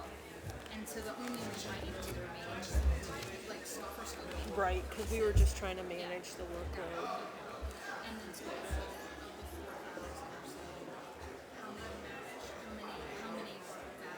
Oh, so that's the analysis that we haven't done yet. So we've just gotten all of the data back, and now we're going to have to do a match between the response collected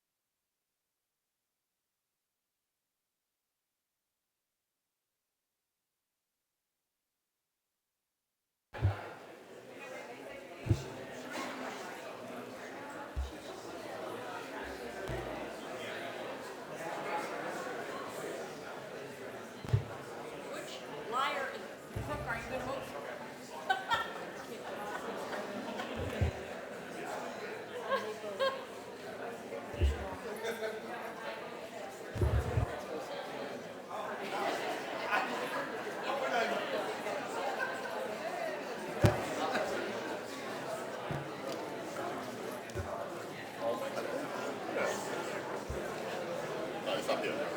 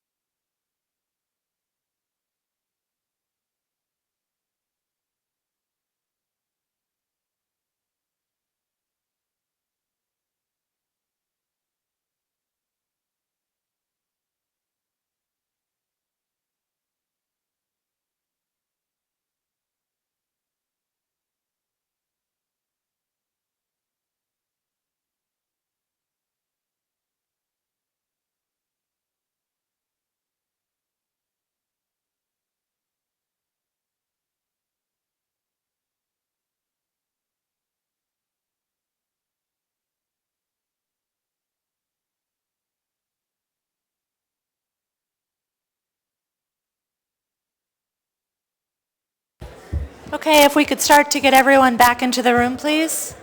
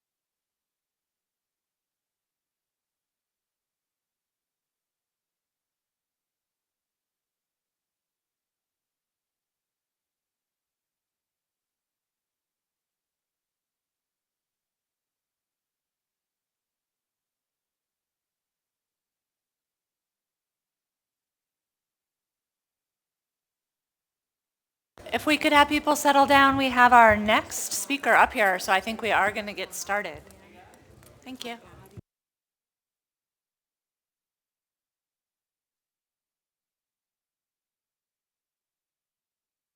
Wow, that worked really well. So I got to practice that. So we're going to change up a little bit now that we've given you some of the preliminary findings from our 2016 census test. We're going to move into some operational updates. Yes? No? Maybe? Yeah, we are. So moving on into that, our first topic this afternoon will be a discussion of the residence criteria and resident situations. And with us, we have Mark Perry from our Population Division. All right, thanks, Lisa. Good afternoon, everybody. I'm going to be talking to you briefly about some highlights from our proposed residence criteria and resident situations for the 2020 census. That's in the Federal Register that was published on June 30th this year. I'll mention a couple of the proposed changes and we'll give a status on where we are and the next steps. As you know, the goal of the decennial census is to count everyone once, only once, and in the right place. Great title for a book. The residence criteria and resident situations support the decennial census by providing guidance on who should be counted and where they should be counted. And by the way, in 2010 and prior censuses, this was known as the residence rule, and situations, we've changed it slightly to residence criteria. So the decennial census residence criteria and situations are rooted in the Census Act of 1790, which established the concept of usual residence to determine where people were to be counted. Usual residence is defined as where a person lives and sleeps most of the time. The Act included a provision for counting people who are temporarily absent, which allows for the count of the federally affiliated personnel overseas. Title 13 gives the Census Bureau Director the discretion on how to conduct the decennial census, including how to apply the residence criteria for the decennial census. The residence situations show how how the criteria are applied, particularly where it might not be clear. So for instance, children in shared custody, people experiencing homelessness, snowbirds. So for instance, a couple who lives most of the year in New York, but part of the year in Florida at their seasonal residence, they may wonder where they should be counted in the census on April 1. So there's a residence situation that specifies that people with a seasonal residence should be counted where they live and sleep most of the time. So for that couple, they would be counted in New York if that is indeed where they live and sleep most of the time. Similarly, children in shared custody are counted where they live and sleep most of the time, most of the week, month, or year. So there's no attempt to include every possible living situation, just to clarify those that seem to create confusion.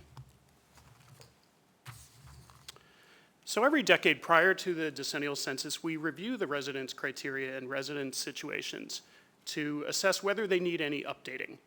An internal team of subject matter experts from across the Census Bureau began meeting in 2015 to review the 2010 residence rule and situations and to provide any recommendations for the 2020 census. That group has now completed their review. Leading up to the 2020 census, we have also, for the first time, used the Federal Register notice as a vehicle to provide the public with the opportunity to review the 2010 residence rule and situations and to provide any comments to us. A Federal Register notice was issued in May of 2015 that gave the public the opportunity to review the 2010 residence rule and situations and provide written comments. Key congressional stakeholders were contacted about the FR notice, including U.S. congressional offices, governor's offices, House Oversight and Government Reform Committee, Congressional Black Caucus, National Conference of State Legislatures, et cetera. Others contacted included members of the National Advisory Committee, the Census Scientific Advisory Committee, State Data Center Network, and other partners and stakeholders. There were 262 comments received on the 2010 residence rule and situations. 162 commented on where prisoners were counted, with 156 of them saying the prisoners should be counted at home or some pre-incarceration address. 87 persons commented on where deployed military were counted, with all 87 arguing for including them in the resident population and treating the same as people temporarily away from work, for work. We also received 13 comments on other topics, such as group homes for juveniles, non-correctional residential treatment centers for juveniles, and boarding school students.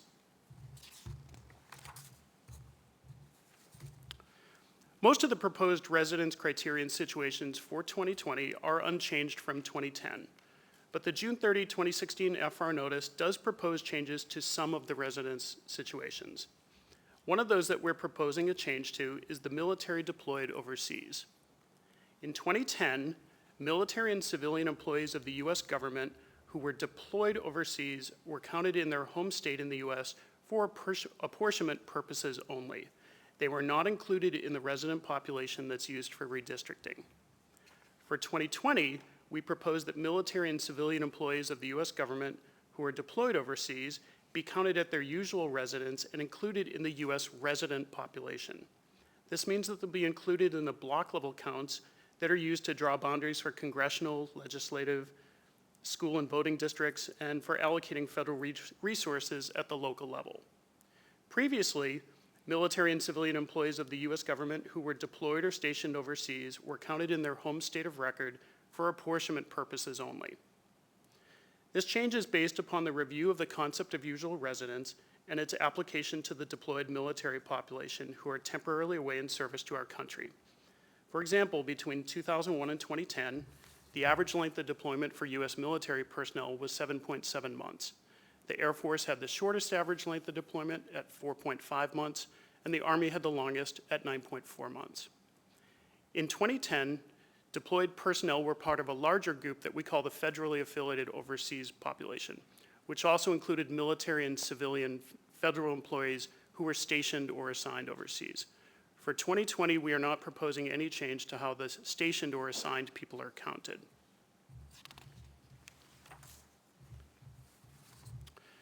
As I mentioned before, we received a number of comments on where prisoners are counted in the census. 162 comments on where prisoners were counted, with 156 of them saying that prisoners should be counted at a home or a pre-incarceration address. Historically, people in correctional facilities on Census Day have been counted at the facility. For 2020, we propose to continue counting prisoners at the facility. This approach is consistent with the concept of usual residence as applied to this population. For those released from federal prisons, average time served was 37.5 months in 2012, up from 17.9 months in 1988. For those released from state prisons, average time served was 29 months in 2009, up from 29 months in 1993. The Census Bureau plans to provide two tools to assist states if they want to make their own decisions about whether to include prisoners when they redraw district boundaries. First, the 2020 Census Redistricting Data Summary file will include group quarters data, so data users can exclude certain populations, for example prisoners, when redrawing boundaries. In addition, we'll be offering a special product upon request to assist states with reallocating their own prisoner population counts. Any state that requests this product will be required to submit a data file that indicates where each prisoner was incarcerated on Census Day, as well as their pre-incarceration address, in a specified format. The Census Bureau will review the submitted file, and if it includes the necessary data, will provide a product that contains supplemental information the state can use to construct within-state tabulations for their own purposes. However, the Census Bureau will not use the information in this product to make any changes to the official decennial census counts.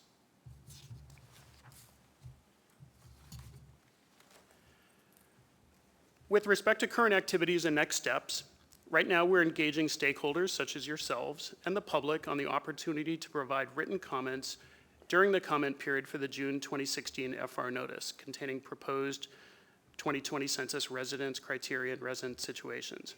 The public has the opportunity to comment on any of the proposed criterion situations, and the FR notice itself will provide instructions on how to submit those comments. The original 30-day comment period was to end on August 1st, but we are extending the comment period to 60 days, so it will extend to September 1st of 2016. There will be an additional FR notice published this coming Monday that will announce this extension of the comment period. We'll be receiving, reviewing, analyzing, and considering all written comments received from this June 2016 notice. We'll then draft and publish an FR notice containing final 2020 census residence criteria and situations in late 2016. I know some of the content I've gone over is a little bit complex, and I haven't had a lot of time to talk about it, but you'll find that the FR notice itself does explain things in a little bit more detail than I have here today. So that's it for my formal comments. I think, thank you, Mark. I think for the sake of time, we're going to move on to Deb's presentation and then take questions on the two combined at the end of that. Okay, so let's turn it over to Deb to give us an update on our address canvassing operation and tests. Okay, thanks. So I'd like to take a few minutes to provide some updates on our address canvassing operation, which includes the status of in-office canvassing, as well as our upcoming address canvassing test. So just as a reminder, the purpose of the address canvassing operation is to improve and refine the Census Bureau's address list in advance of the 2020 census. In 2020, we're implementing a new innovative methodology, which includes a 100% in-office address canvassing, where we use a variety of data sources, including satellite imagery, administrative records, and third-party data to identify areas where changes are occurring and update the MAF Tiger database accordingly. As we've discussed in previous program management reviews, as well as through the 2020 operational plan and the 2020 detailed operational plan for the address canvassing operation, we still anticipate updating up to approximately 25% of the total number of addresses in the field via Census Bureau hired staff in the fall of 2019. In addition, we're wrapping up the 2016 MAF coverage study, where we've listed nearly 20,000 blocks nationwide this fiscal year. The results of the MAF coverage study will be used to measure the coverage in the master address file and evaluate the in-office address canvassing processes. So in-office address canvassing has two major components. The first is interactive review, and the second is active block resolution. I'll refer to those as IR and ABR, because they're both tongue twisters when you say them really fast. In-office review begins with IR, which is an imagery-based review to assess changes between the current imagery and vintage imagery that we have, to assess the extent to which the number of units in the MAF is consistent with the number of units visible in the current imagery. With the review process phase underway, operations have begun for the 2020 census. So census blocks during this operation are categorized as having no change, experiencing change, or being put on hold. Blocks are on hold for a variety of factors. For example, we may be seeking updated imagery because what we have has too much cloud cover. ABR, or active block resolution, receives those blocks experiencing change from interactive review. During ABR, staff attempt to resolve coverage concerns identified during IR and verify every MAF unit by virtually canvassing the entire block. So during that virtual canvas, which is pretty cool, ABR staff will compare what is found in the imagery to the MAF Tiger system data and external data sources to attempt to resolve the difference. So our in-office address canvassing began at the National Processing Center almost a year ago in September 2015. The second phase of in-office address canvassing, or ABR, began at headquarters this past April and is currently being pushed out to staff at the National Processing Center. So just to provide you a little bit more detail, because I know as a new person to this, I was trying to draw it in my mind. So that's what this slide does a little bit for me. Interactive review there on the left is our first step in in-office address canvassing process. And to date, we've worked about 38% of all 11 million blocks in the nation, and we are on track to complete about 50% of the country this fiscal year. Of all the blocks, we're seeing about 27% are stable, and 11% need to move on to that second phase, active block resolution. In ABR, we're able to resolve about 78%. About 7% are on hold for a variety of reasons, including things such as the imagery and cloud issues that I mentioned. And the remaining blocks are expected to go to in-field address canvassing for final resolution. Now, this is very preliminary information, but we wanted to share it. And actually, I think if we can go to the next slide, during a recent trip that the director took, along with other staff to our National Processing Center, we were able to capture some raw video of the in-office address canvassing at its core. It's an important part of the re-engineered design of the 2020 census. It incorporates technology, specifically geographic information system software, aerial imagery, electronic administrative records, to reduce the nationwide in-field address canvassing of the past. This decade, the Census Bureau will still conduct 100% canvass of the nation. However, through the use of this technology, the Census Bureau estimates the need for only 25% of the addresses to be canvassed in the field, and our innovation in this area is expected to avoid over $900 million in costs for the 2020 census. So today, just to spice up this Friday afternoon, we want to show you a little video that we have from the in-office address canvassing work.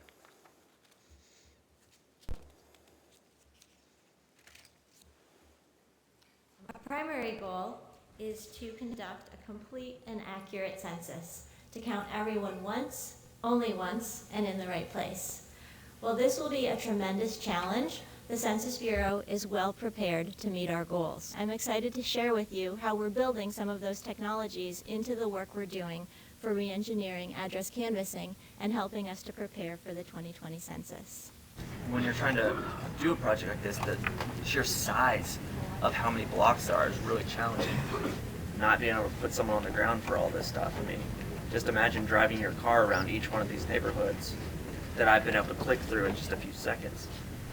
It really is going to be a process that is going to be part of that huge amount of savings that this block is going to have by focusing more on this new tech. It all starts with geography. Building a strong geographic foundation. An address list that can be used to invite people to respond to the census, and a database of all of the streets and the boundaries that help us ensure that we get the people in the right place and count them once and only once. Through our work on re-engineering address canvassing, through the work that's being done here at the National Processing Center on in-office address canvassing, we are making sure that all of this work is accomplished, and we look forward to a successful 2020 census. Thanks, Deirdre. Okay, so there's another part of this part of the update. So our address canvassing test, I gotta say, I want everybody to think of saying address canvassing really fast a lot of times in your mind. That's a mouthful. But let's turn our attention to the test. The test is being conducted in Buncombe County, North Carolina, and part of the city of St. Louis, Missouri. As you'll recall, the purpose of this test is a couple of different points. We want to, of course, measure the effectiveness of our in-office canvassing. We want to measure the effectiveness of the in-field canvassing in terms of the process. We want to understand the implications of moving from an assignment area to basic collection units. And we do want to conduct an in-field relisting to collect data to refine future quality control operations. So we're going to accomplish this work by updating over 7,500 blocks across the two sites using about 280 census staff. These staff will be issued a laptop computer to accomplish the test.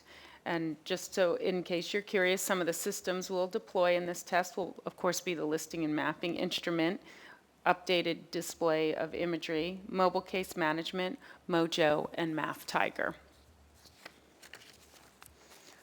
So here are the key activities for this test. You can see that we're just a few short months away from beginning data collection for this test, and I'd like to share some of the activities we've accomplished to date to get us where we are. Most of the activities have been around working on recruiting and hiring staff, as well as ensuring the systems are in place to meet the needs of the test. As the slide indicates, we have begun recruiting the field staff in April, and I'm happy to report that we've met our recruiting goals. We've also hired our management teams in both the Atlanta and Chicago Regional Census Centers, and we're working to make sure we have all the clerical staff on board to meet the needs of this operation. This test is going to allow us to compare the results of the in-office address canvassing to the in-field address canvassing. And this activity is on track to begin later in August. You can see them by the end of October. Some of the other upcoming activities include a variety of training, including the field management training, training our supervisors, and then, of course, training our field representatives to conduct the operation.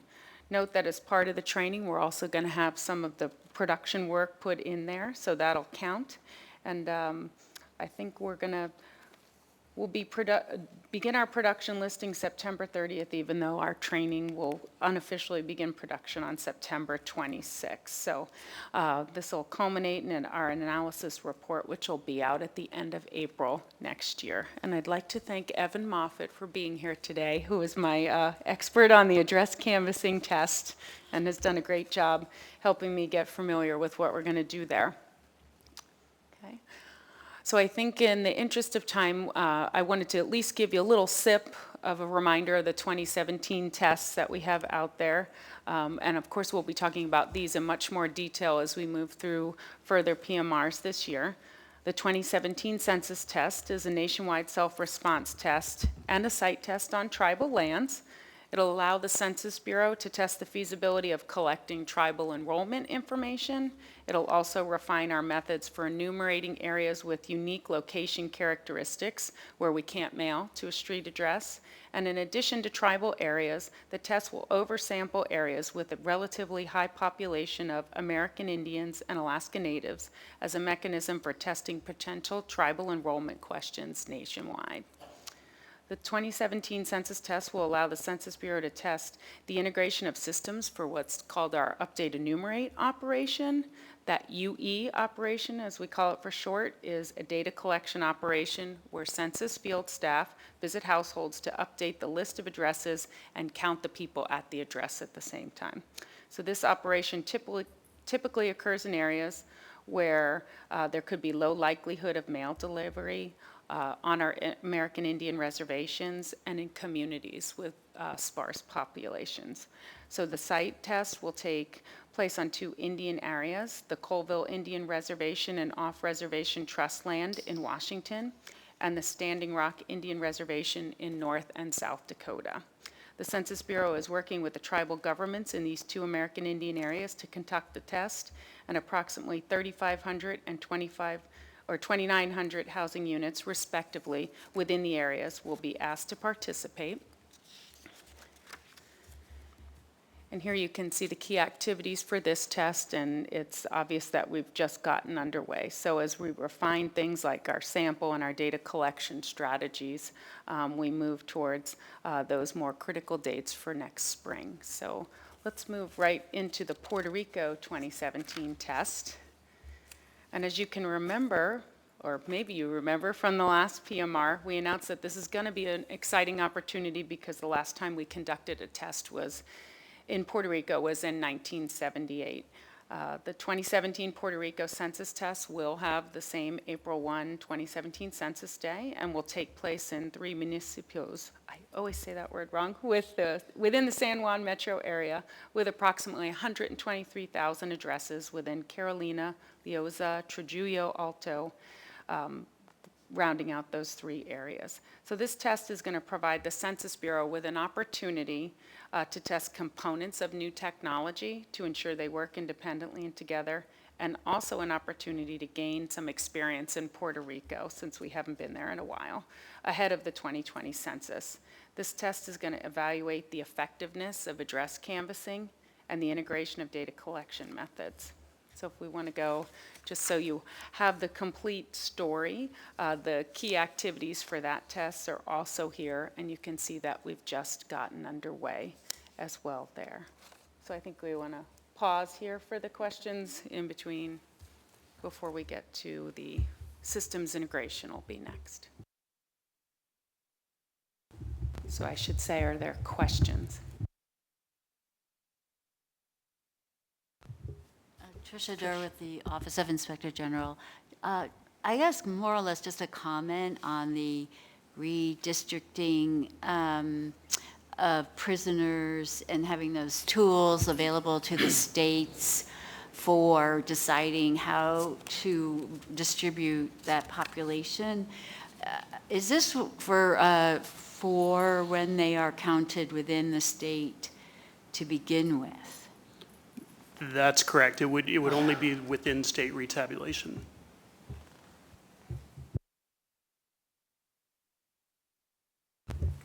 Liam McKenna with the House Oversight and Government Reform Committee. In the same topic, with regard to treatment, the residence rules treatment of prisoners, does that apply to all facilities, not just state prisons and federal prisons, but also local jails? It would be state and local within state facilities. So you mentioned the average detention time for federal prisons and state prisons, but what was the average detention time in local jails? It was considerably shorter. It was under a month. The average for local jails was, I believe, 23 days, but that spanned obviously shorter than that for some, and then considerably longer in the 6 to 9 months for others.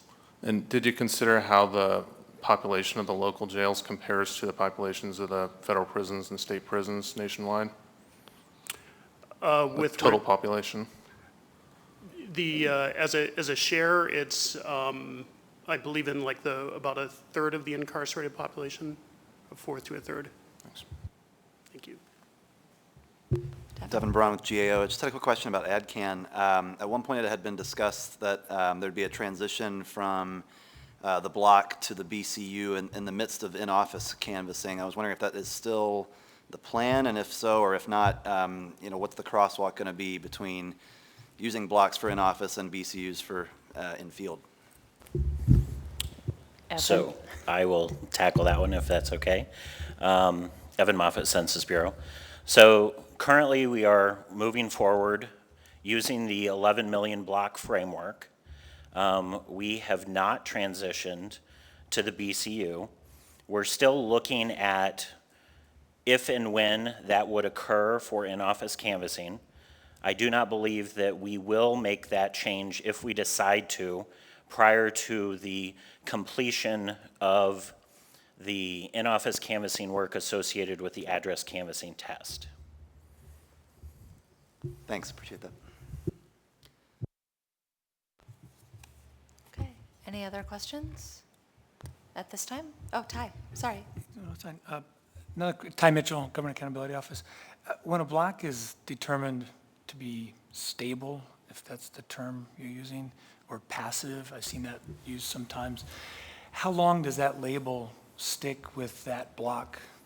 And specifically, on a given day, it's determined to be stable. I know there's something, I read some things about continuous monitoring of those, and if the continuous monitoring is what's used to validate that, how much continuous monitoring can you pack in, like say between January and April of 2020? I mean, I'm just curious how that all works out. I don't know how long that takes to make sure it's all current again late in the game. So the short answer and the fun answer to that question for me is it depends. And it kind of depends on where we are in the life cycle, and it depends on where we are with the process. I don't know if Evan wants to give kind of a more specific overview of where we are. Fundamentally, what we're looking to do first is complete a first pass of the nation, and that's what we're working on now. So we're classifying those blocks into those categories.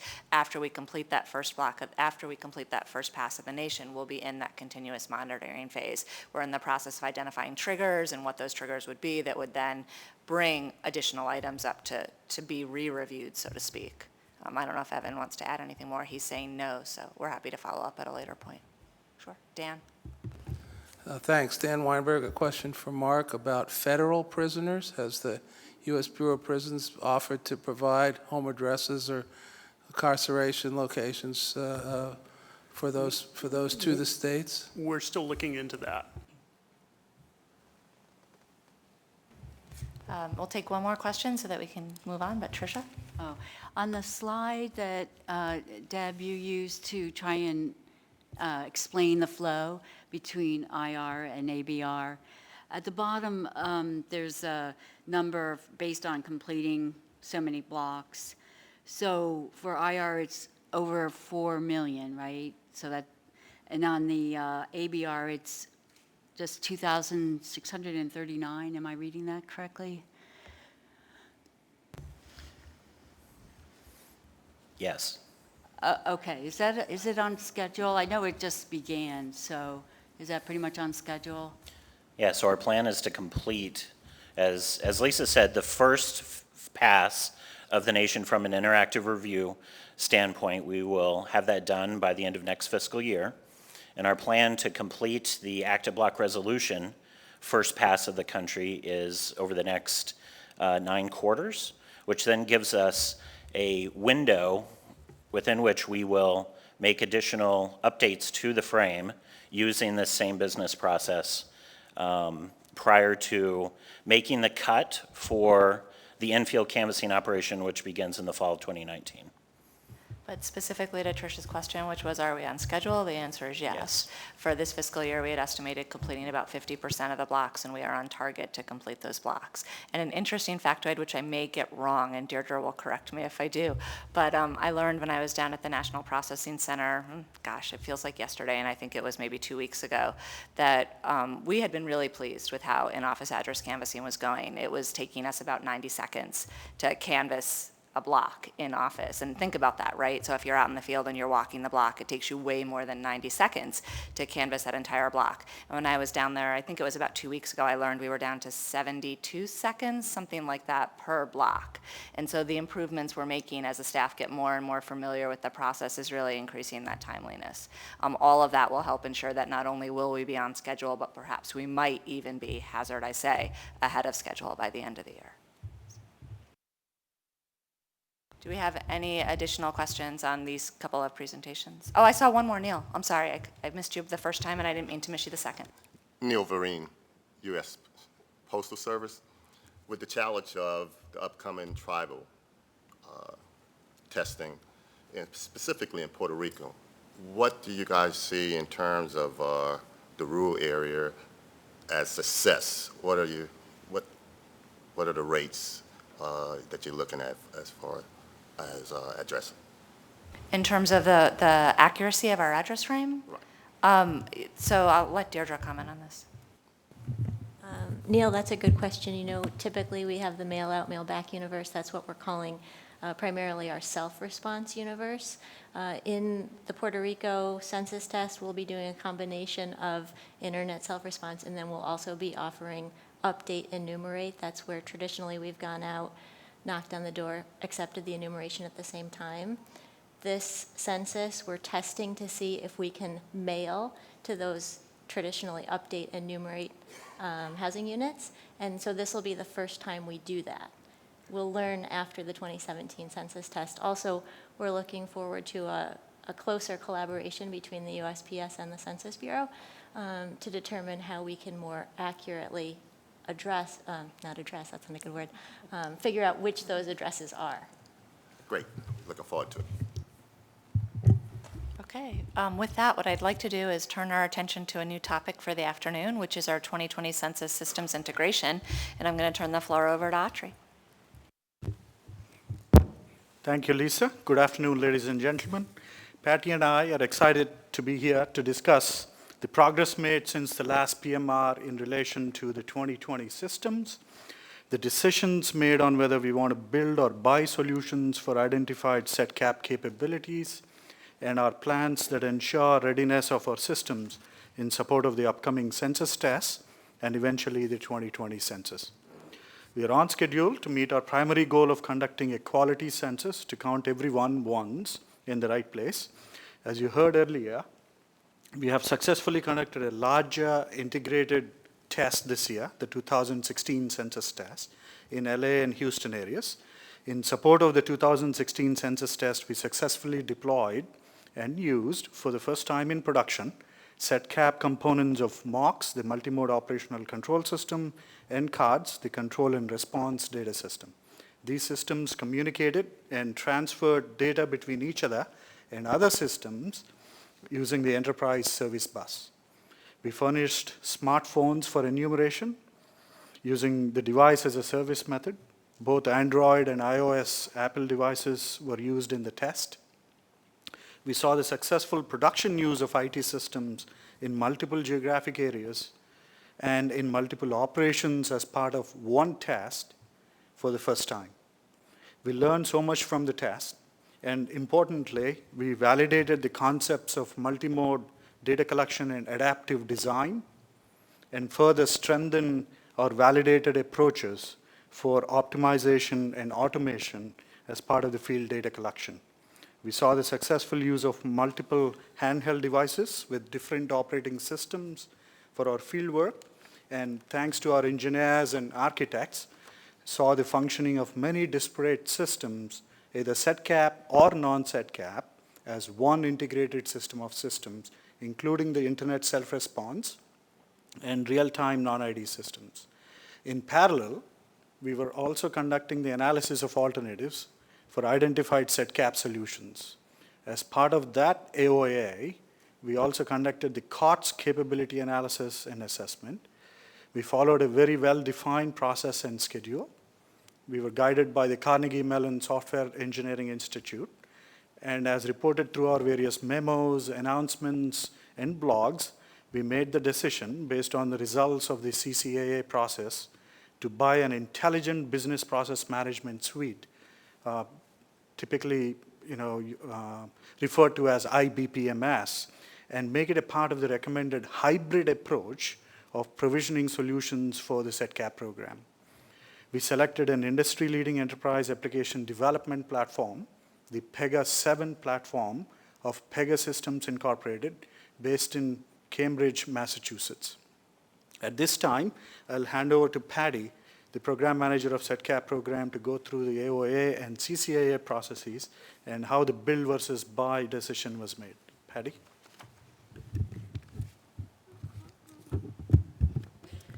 Thanks, Autry. When I joined SetCap in January, the Census Bureau was in the final stages of a capability assessment and analysis effort to determine the enterprise solutions for data collection and processing. Today, I'm going to talk to you about the significant amount of work completed in that 1.5-year effort and the decision that was made in May. But before I do, I want to show the same chart of SetCap capabilities that I've shown at the past 2 PMRs. This chart depicts the data collection and processing capabilities provided by SetCap. A key point is that this chart has not changed. We're still providing the same SetCap capabilities, but there is one difference.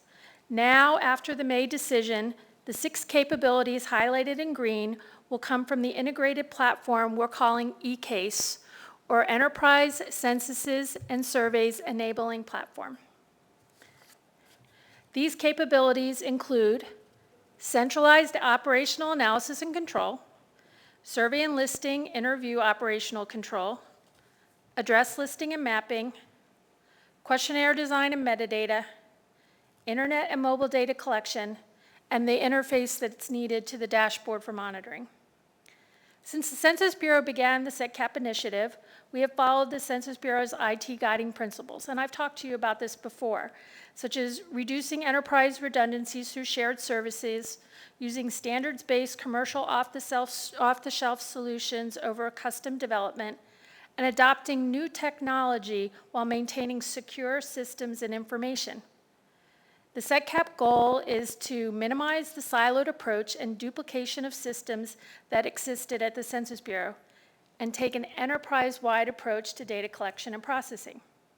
Just as the capabilities haven't changed since the May decision, we're still following and implementing those principles as we move forward with SetCap. Now I'm going to give you a little bit of an overview of how we got to this integrated solution for SetCap shown in this picture. I started by telling you that about 1.5 years ago, the Census Bureau began a rigorous, iterative process to determine the products to provide the enterprise capabilities for data collection and processing. While this process was led by SetCap staff, a large number of stakeholders from throughout the Census Bureau were involved.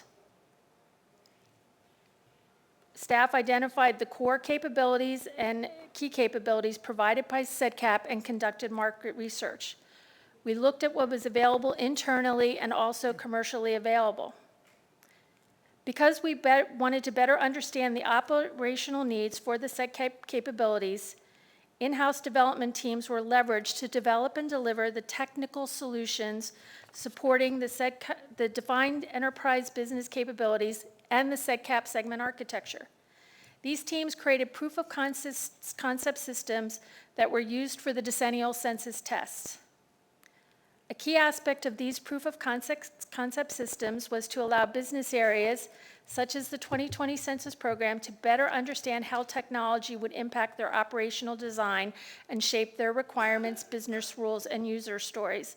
And you heard Marianne and Al talk about how they learned from using the solutions provided by SEDCAP during the 2015 and 2016 census tests. The work of these teams is a foundation on which SEDCAP built to make well-informed recommendations and decisions on behalf of the enterprise. The internal review and results and lessons learned from the in-house solutions for prior census tests were used to frame our requirements and market research parameters. Based on all of the research done in 2014 and 2015, the Census Bureau decided to move forward with a COTS capability assessment and analysis for 6 of the SEDCAP capabilities, those that I mentioned on the previous slide. We engaged, as Autrey mentioned, we engaged with Carnegie Mellon University Software Engineering Institute to provide guidance and assist with the actual CCAA. First, we issued a request for quote, awarded purchase orders to the interested vendors, and then completed further technical assessments. We did some software testing and analysis of the vendor tools. Based on the results of that effort, we moved forward with a CCA process for 2 vendors and the in-house solution. The CCA focused on the 2020 decennial census programmatic requirements because the SEDCAP solutions are key to providing those core capabilities needed for the 2020 census. Before the CCAA began, Census Bureau staff assessed the requirements related to the 2020 decennial census, the scope, the system capabilities, and their schedules. The team identified the core capabilities and the testing needs. Through this effort, we determined the mission-critical requirements needed to support the 2020 census. This information was fed into the CCAA effort, and the requirements were given to the vendors. The actual CCAA that began in January included 2 aspects, a proof of concept phase and the analysis of alternatives phase, and they were actually done in parallel. In a few moments, Autrey will show you a little of what the vendor developed during the 90-day proof of concept phase. Because the work done by this vendor in this phase, the PEGA vendor, is actually important because we are leveraging the prototype developed during this 90-day proof of concept phase as the starting point for the eCase capabilities needed for the 2017 census test. So because of its importance, I want to give you a little overview of what that work entailed. The 90-day proof of concept phase for the 2 vendors began in January of 2016. The 2 COTS platform vendors that we were looking at installed their systems in our CAT lab here at the Census Bureau that allowed staff to review and test their products. Then the development cycle kicked off. This consisted of 5 development sprints through an agile methodology, with each sprint lasting just 10 days. The vendors were given our requirements, and then each sprint kicked off with a meeting where the census staff would explain the requirements and allow the vendors to ask questions. About 10 days later, each vendor would come in and they conducted a demonstration for our CCAA teams. They showed us how they met our business requirements, and we were impressed with what we saw.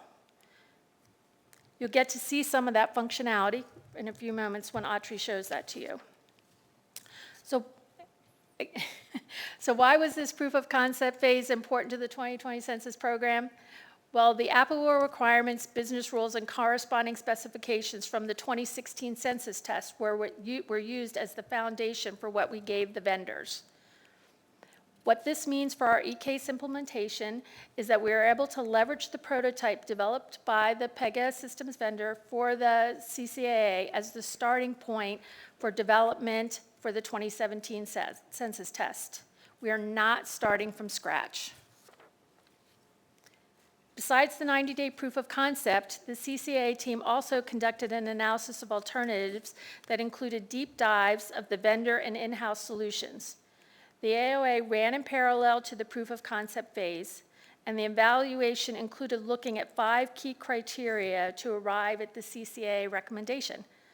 These criteria included business functional need, system design, schedule impacts, costs, and vendor development team viability.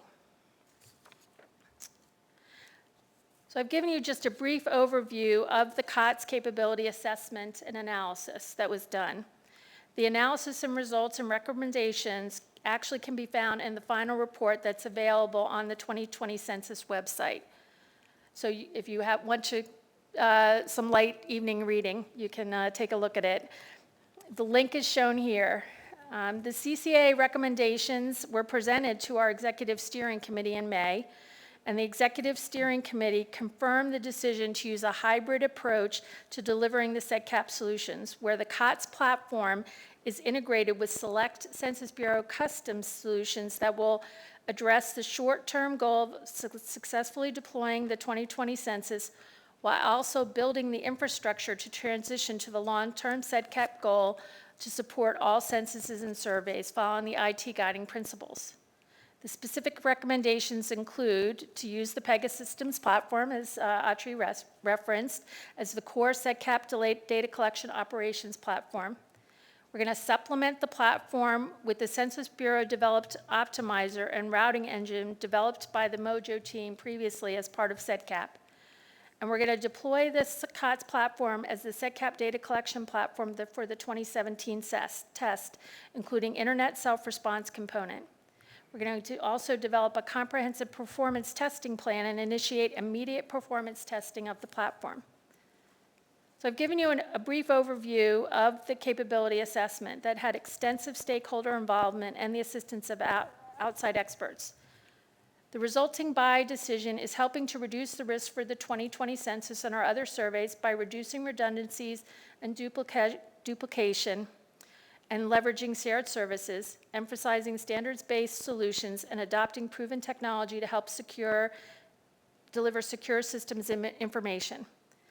For the 2017 census test, we were able to build upon the requirements, business rules, and knowledge developed by the in-house teams for the previous census test and leverage the prototype developed for the CCA as the starting point for the eCase solution for the 2017 census test. And Autry's now going to show you how this enterprise solution fits into the 2020 solution architecture. Thank you, Patty. So, as Patty mentioned, we're calling the Pega 7 platform implementation here at the Census Bureau as the Enterprise Censuses and Surveys Enabling Platform, eCase platform. The development effort using the eCase platform is stood up as a project in the Decennial Information Technology Division, my division under the SEDCAP program. I'm happy to report that Nicole Siemens, who Lisa introduced earlier, will lead the development effort.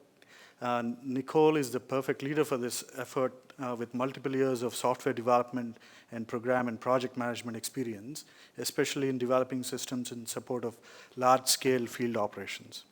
As noted before, we identified and delivered a subset of key 2020 decennial census capabilities and requirements to the vendors.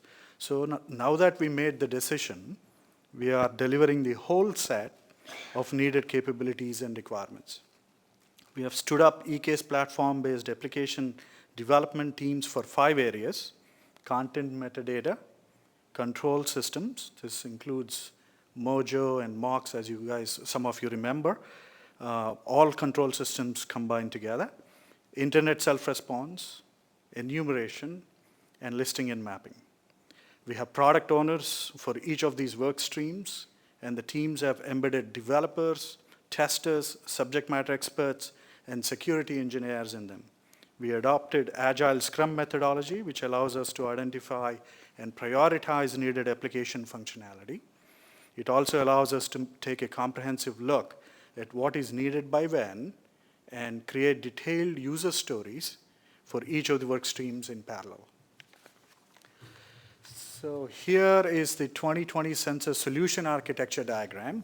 updated based on the decision to take a hybrid solutions approach. It now depicts a system of systems that integrates the Census Enterprise data collection and processing components that are custom solutions, blue-colored header background in boxes, and or e-case platform-based solutions, red-colored header background in boxes. It shows how the enterprise solutions will work for decennial census. It also shows how the legacy systems are integrated and how all of these systems interact and work as one system of systems. Displayed on the screen is the second part of the 2020 Census Solution Architecture diagram, showing the updated decennial administrative support services section. I wanted to reiterate that this architecture is flexible and extensible. And because we made the key buy versus build decision and incorporated the changes needed to the architecture based on that decision, unless there is a change to the operational plan, the solution architecture can be considered baselined. I have already gone over the architecture in detail in the previous PMRs, so at this time I'll highlight the changes due to the incorporation of the e-case platform. And as I do that, we'll also show you the recorded videos of the functionality developed as part of the CCAA process and delivered by the platform for the relevant capabilities needed. Let us start with the modified legend and survey design and instrument development.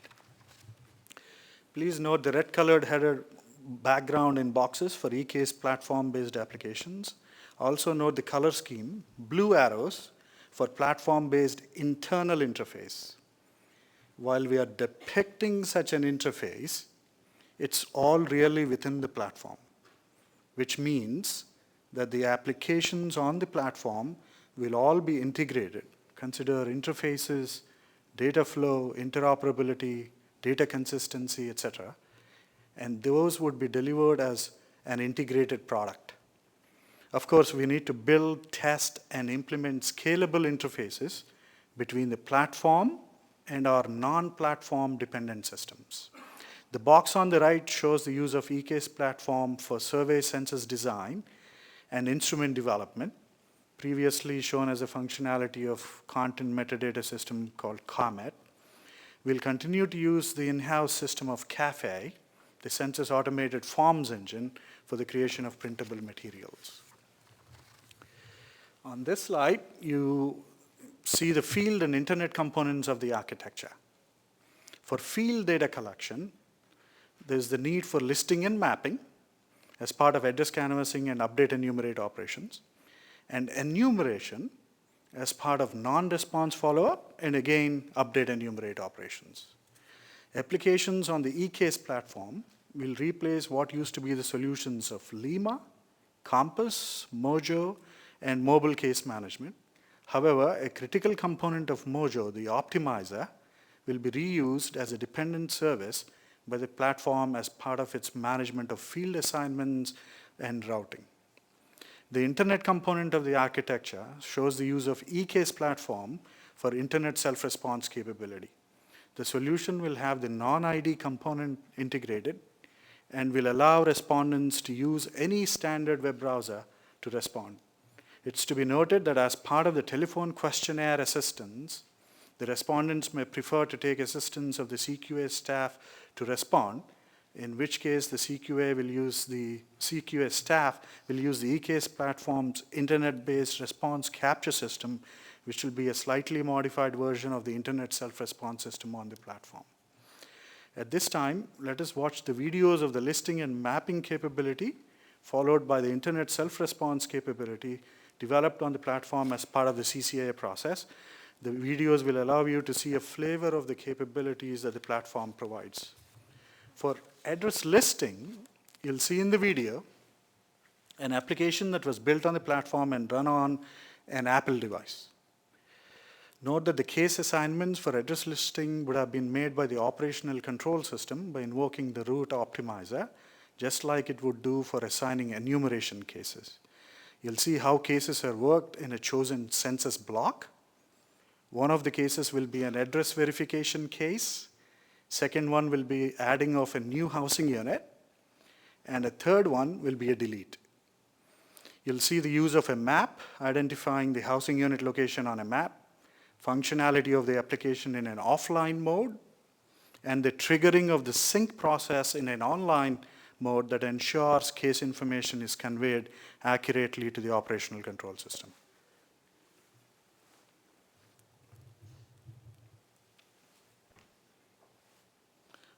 So we open the app. That's a notification. It's all integrated. And we pick the 2006 census block. You see the distance warning there. The lister is not where the housing unit is. We navigate the map. Blue icon for the block, yellow icons for unit details.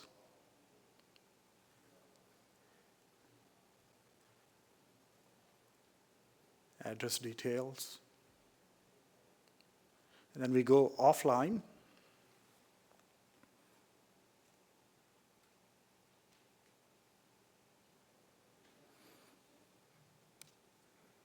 That's the offline mode. We look at the address details and unit details in an offline mode.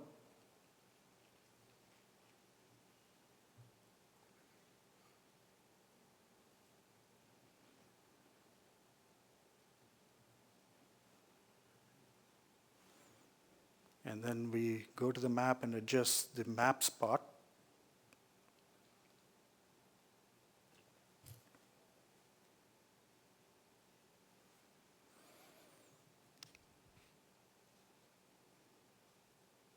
After that's done, the enumerator would click Verify. You see the change with a green check mark. The next one, we see the details of the added unit. We save.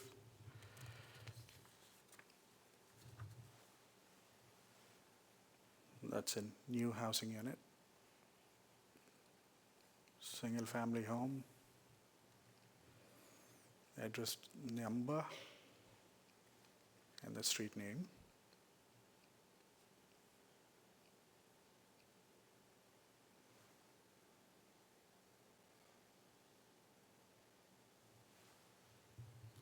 Then we save it.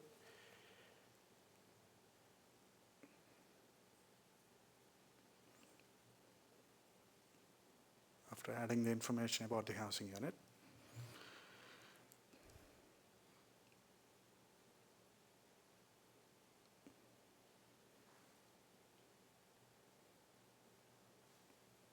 The next one would be the delete. Those are the worked cases, changing status.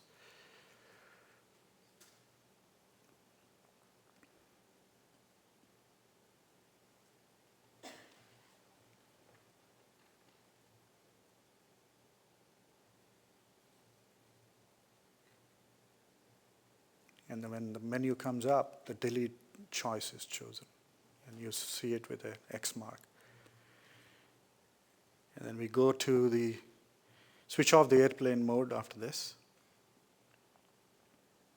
And you'll see on the top right corner the sync process taking place when we get there.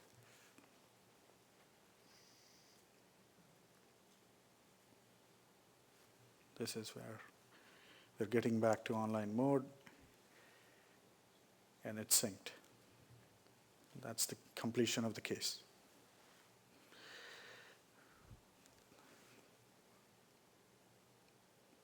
Okay, that gives you a flavor of address listing operation. The next video will be of the internet self-response application. You'll see the application running in a browser with an interface to accept responses on the internet from a housing unit identified by a census ID. The video will show language switching capability, some validation, and entering of responses, including demographic information. Let's go.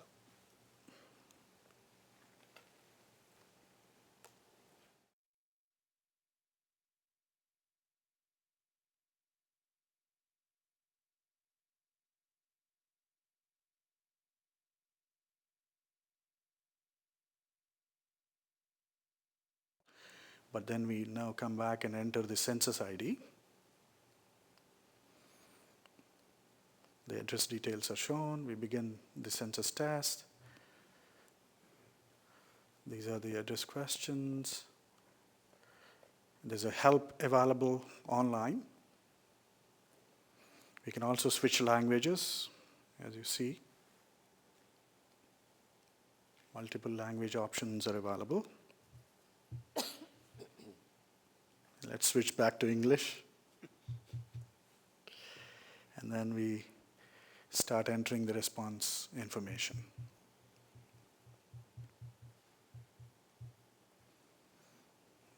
The roster questions, the names. Of course, there's validation within there. You see the telephone number entered with one digit less, so it auto checks.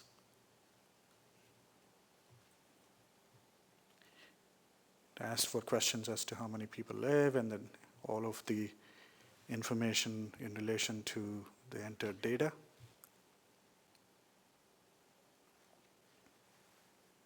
There's a capability to add note.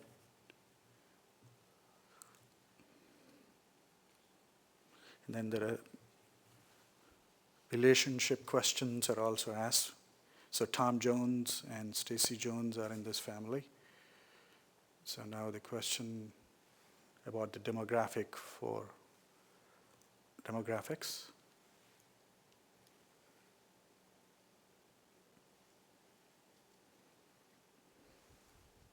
Date of birth information. There's also automated check to see that the dates coincide with the age that's also entered.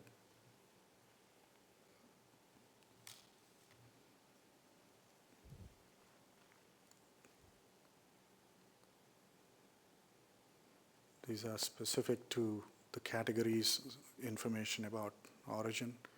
And then the results are shown. And now we go to Stacy Jones. And what's the relationship between the two?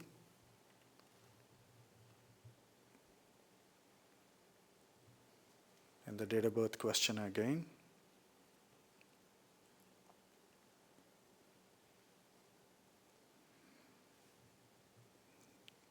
Age, one more time.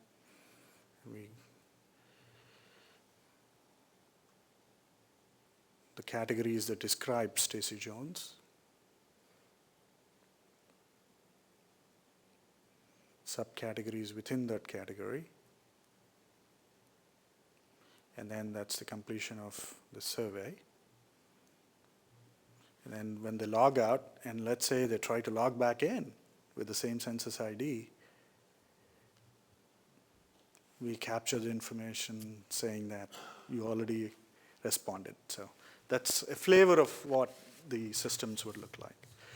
Okay, so the next part of the architecture, the clipping on the left, shows the consolidated operational control systems section of the architecture assigned to the eCase platform. If you recall, we had MOX, the multi-mode operational control, and functionality in Mojo for field operational control. The eCase platform will now take over the responsibility of operational control from these two systems. Platform comes with rich reporting capability, and obviously we want to take advantage of that capability. So you see the architecture diagram updated accordingly. The section on the right is showing the updated interaction between the operational control system OCS on the platform with C-Sharps, the Census Scheduler Human Resources and Recruiting Payroll System, and the OCS's responsibility to deliver the workload of cases for printing, either commercial printing or printing at the National Processing Center in Jeffersonville, Indiana. Now let's watch the video of the OCS functionality followed by the enumeration capability developed on the platform as part of the CCAA process. So for the OCS functionality, the video will show a crew leader logging in, assessing the status of operations, looks for alerts, view availability of enumerators, send a push notification to the enumerators, review cases on a map, and update a case based on a triggered alert. So let's go to the video. This is where the screen allows the crew leader to log in.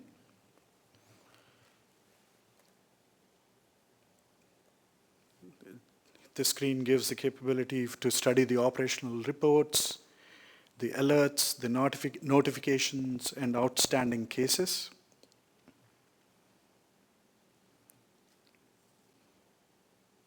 And all these capabilities within the platform. We can also look at, for a particular assignment or cases, the availability, the team availability.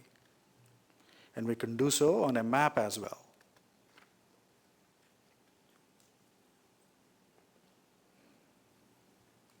So those are the locations of the enumerators and their housing units. It allows for the functionality to push notifications, let's say, for example, for somebody to work on a Saturday based on the coverage required.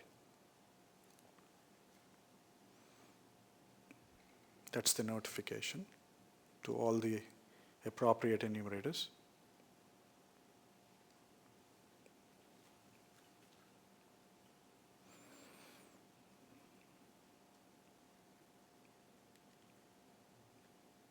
That triggers a notification to all the handheld devices for those enumerators. Then again, he or she can go and review the cases, looking at the current status. That can be done again on a map as well.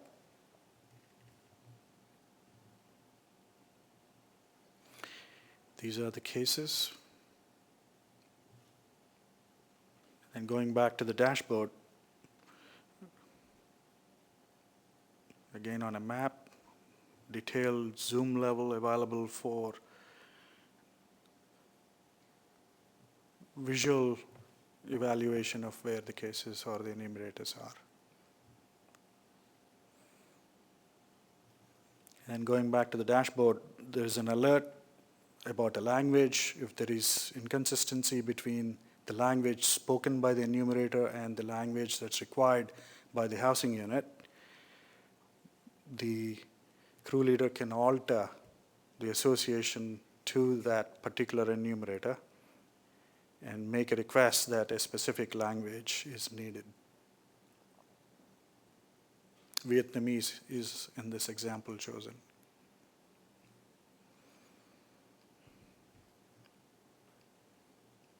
And then you save the case, and then you log out. The next video is of the use of an enumeration instrument. You'll see the running of the application on an Android phone this time. An enumerator will open an assigned case, check the address and appointment details, and conduct an interview in an offline mode. You'll also see how, when connectivity is reestablished, the auto-sync process is triggered. So let's go to the video. So this is the Android interface. Menu is shown, opens a case, 600 Gist Avenue.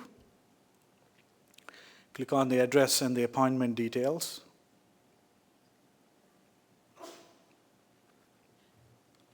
You'll also see here the faraway question showing that the location is not where the housing unit is.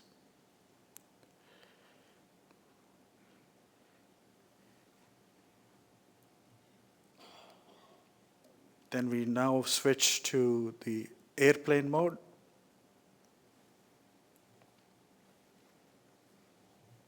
They're attempting a census address.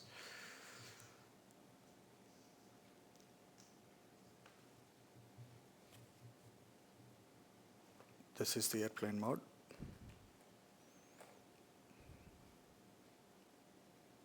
And then the language can be changed. If we want to move to Spanish, that's also available. And we switch back to English. There's a hard edit. As we move forward, you'll see that there's a hard edit on the name.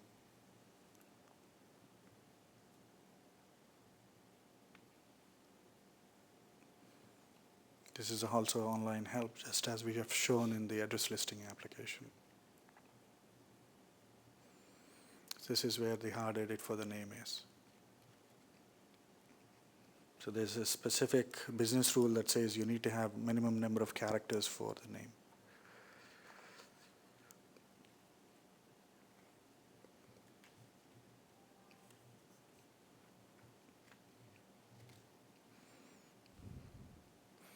Then we switch and hit the next button to go to the respondent questions. The normal census taking process.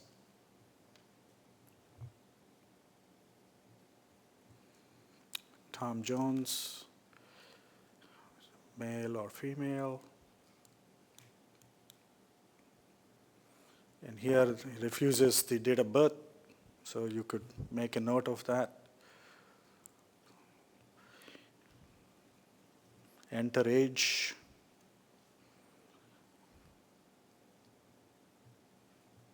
This is the note. It has the rich capability of capturing from voice recording as well.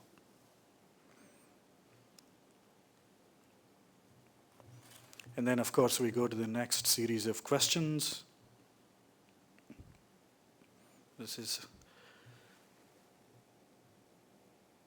typical conducting a survey or a census process. Language, the origin.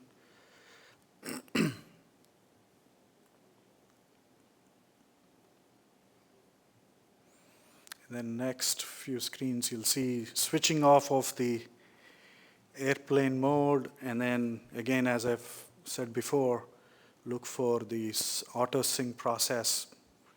You'll see the status on the top right corner after this process is done.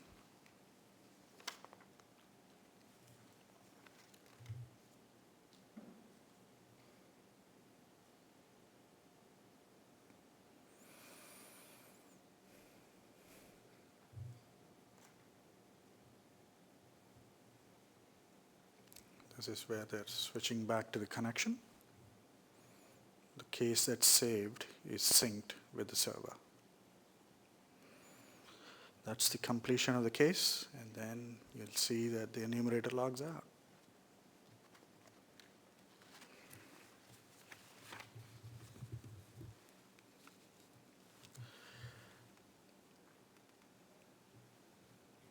Okay, so that gives you a flavor of the type of functionality that's available on the platform. Now, we started with this slide, and let's end with it by going over the system's readiness for the upcoming census test. For the address canvassing test, we're going to use the listing and mapping system, LIMA, that's already in production use. But we are integrating LIMA with Mojo for field operational control, and MCM, mobile case management, and there are critical set cap systems. These are the set cap systems that will support the address canvassing test. All of the non-set cap systems, MapTiger, block assessment, research and classification application, also called as BARCA, SMARCS, which is the sampling, matching, reviewing, and coding system, UTS, LMS, learning management system, are all on track and are in threat testing before deployment to production. And as you may know, the in-office address canvassing is already underway with all systems functioning as expected. We have successfully deployed the active block resolution system into production as well in support of the in-office address canvassing. The 2017 census test is when we'll deploy the e-case platform for the first time. And we are actively working with the vendor to ensure that the platform-based applications are released on time to be part of the threat test. We're also working to integrate the non-platform systems with the platform. We've been testing in the cloud, in multiple cloud environments, including standing up databases, middleware, geospatial servers, application clusters, auto-scaling, redundancy, security control, and monitoring, ensuring secure communication between cloud and our data center. In parallel, we are working with the e-case vendor to finalize the optimal solution for the 2017 census test, as well as the 2018 end-to-end test. Meanwhile, we have stood up the e-case platform on servers at our data center, and obtained authority to test. As you may know, we're also conducting the 2017 Puerto Rico census test. And so in preparing for that test, we successfully updated the master address file with Puerto Rico addresses from the USPS and have updated our systems to be able to match Puerto Rico addresses just as we do for addresses on the state side. We're also getting ready to update the master address file with address information from local municipios. For the 2018 end-to-end census test, we'll of course use the eCase platform and the applications based on that eCase platform. We'll have the technical integrator support for the 2018 end-to-end test to work with us to not only integrate the software components, but also systems and hardware, either in the cloud or in our data center, with scalability being one of the key aspects of the integration, and to provision infrastructure as necessary. Our anticipated date for the technical integrators to be available to assist us is late August. With that, I'll now hand over to the Assistant Director, Shireen Ahmed. I think we want to take a few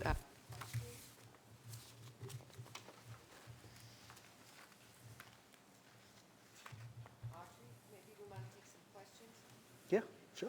Yeah.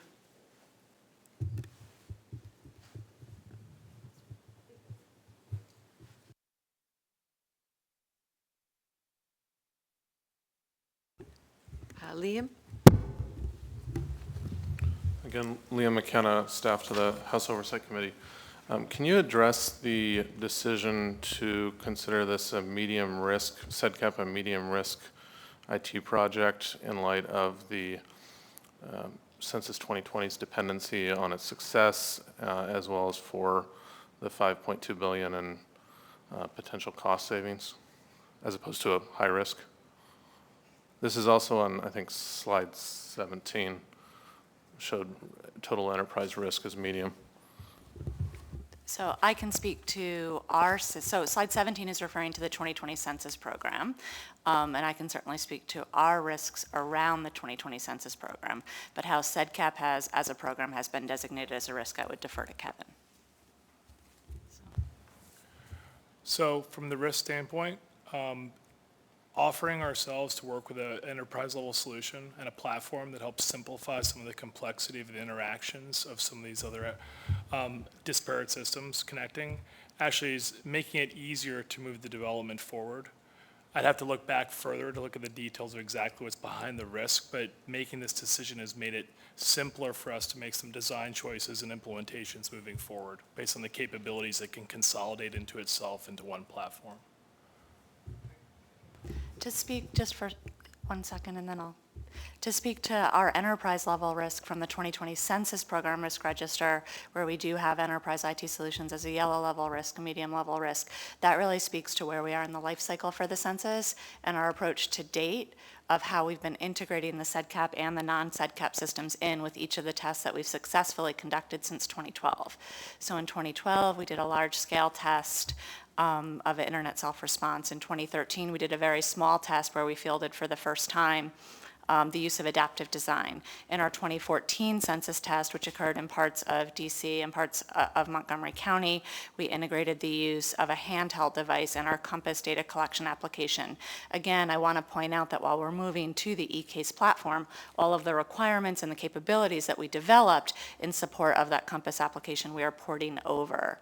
In 2015, we deployed for the first time the use of Mojo, our operational control system, as well as continued improvements to our Compass application, as well for the 15 test and the 14 test, I should have said, the use of Centurion, which is a SEDCAP system.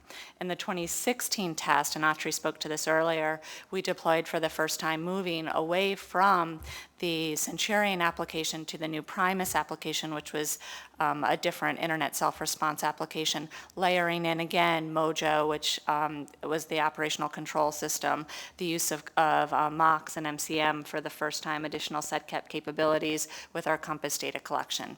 The 2017 census test will be the first time that we deploy the eCase technology, which is what we're porting all of our capabilities and our requirements over that we've been developing in our proof of concept systems.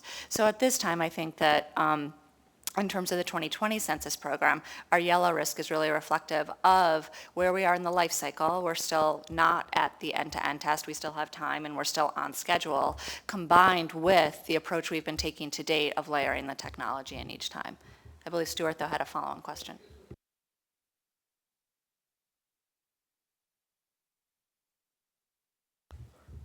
I wasn't sure when you said risk, if you were just referring to the heat map or if you were also going by the OMB IT dashboard. 'Cause if you're talking about the latter, I could talk to that. Both. Okay, so I can address the OMB IT dashboard since I help work with the CIO to help make recommendations to the CIO on that. For both Decennial and CEDCAP, we're looking at them both very closely. They're some of our highest profile projects, most important results. Based on if the OMB IT dashboard is only based on risk, pure bit risk sort of in isolation, which is kind of hard to do, they are high risk, but we look at it in terms of the variables. Okay, what is the performance to date? How well managed is it? How well defined is the plan, and how are they proceeding along that? And for all those criteria, they're doing very well, far better than our typical projects. I mean, way better than our typical projects. We continue to monitor closely, but between those two variables together, that's why the CIO assesses them as yellow. Thank you, Stuart. Do we have additional questions? Okay, if we don't have additional questions, I'm going to turn it over to Shireen for our wrap-up. I do thank you. Okay, thank you, Lisa, and thank you all. Just to start out, I wanted to thank Kim Higginbotham and her team, as well as all the folks up there, for the wonderful job that they've done organizing the program for today and making sure everything ran smoothly.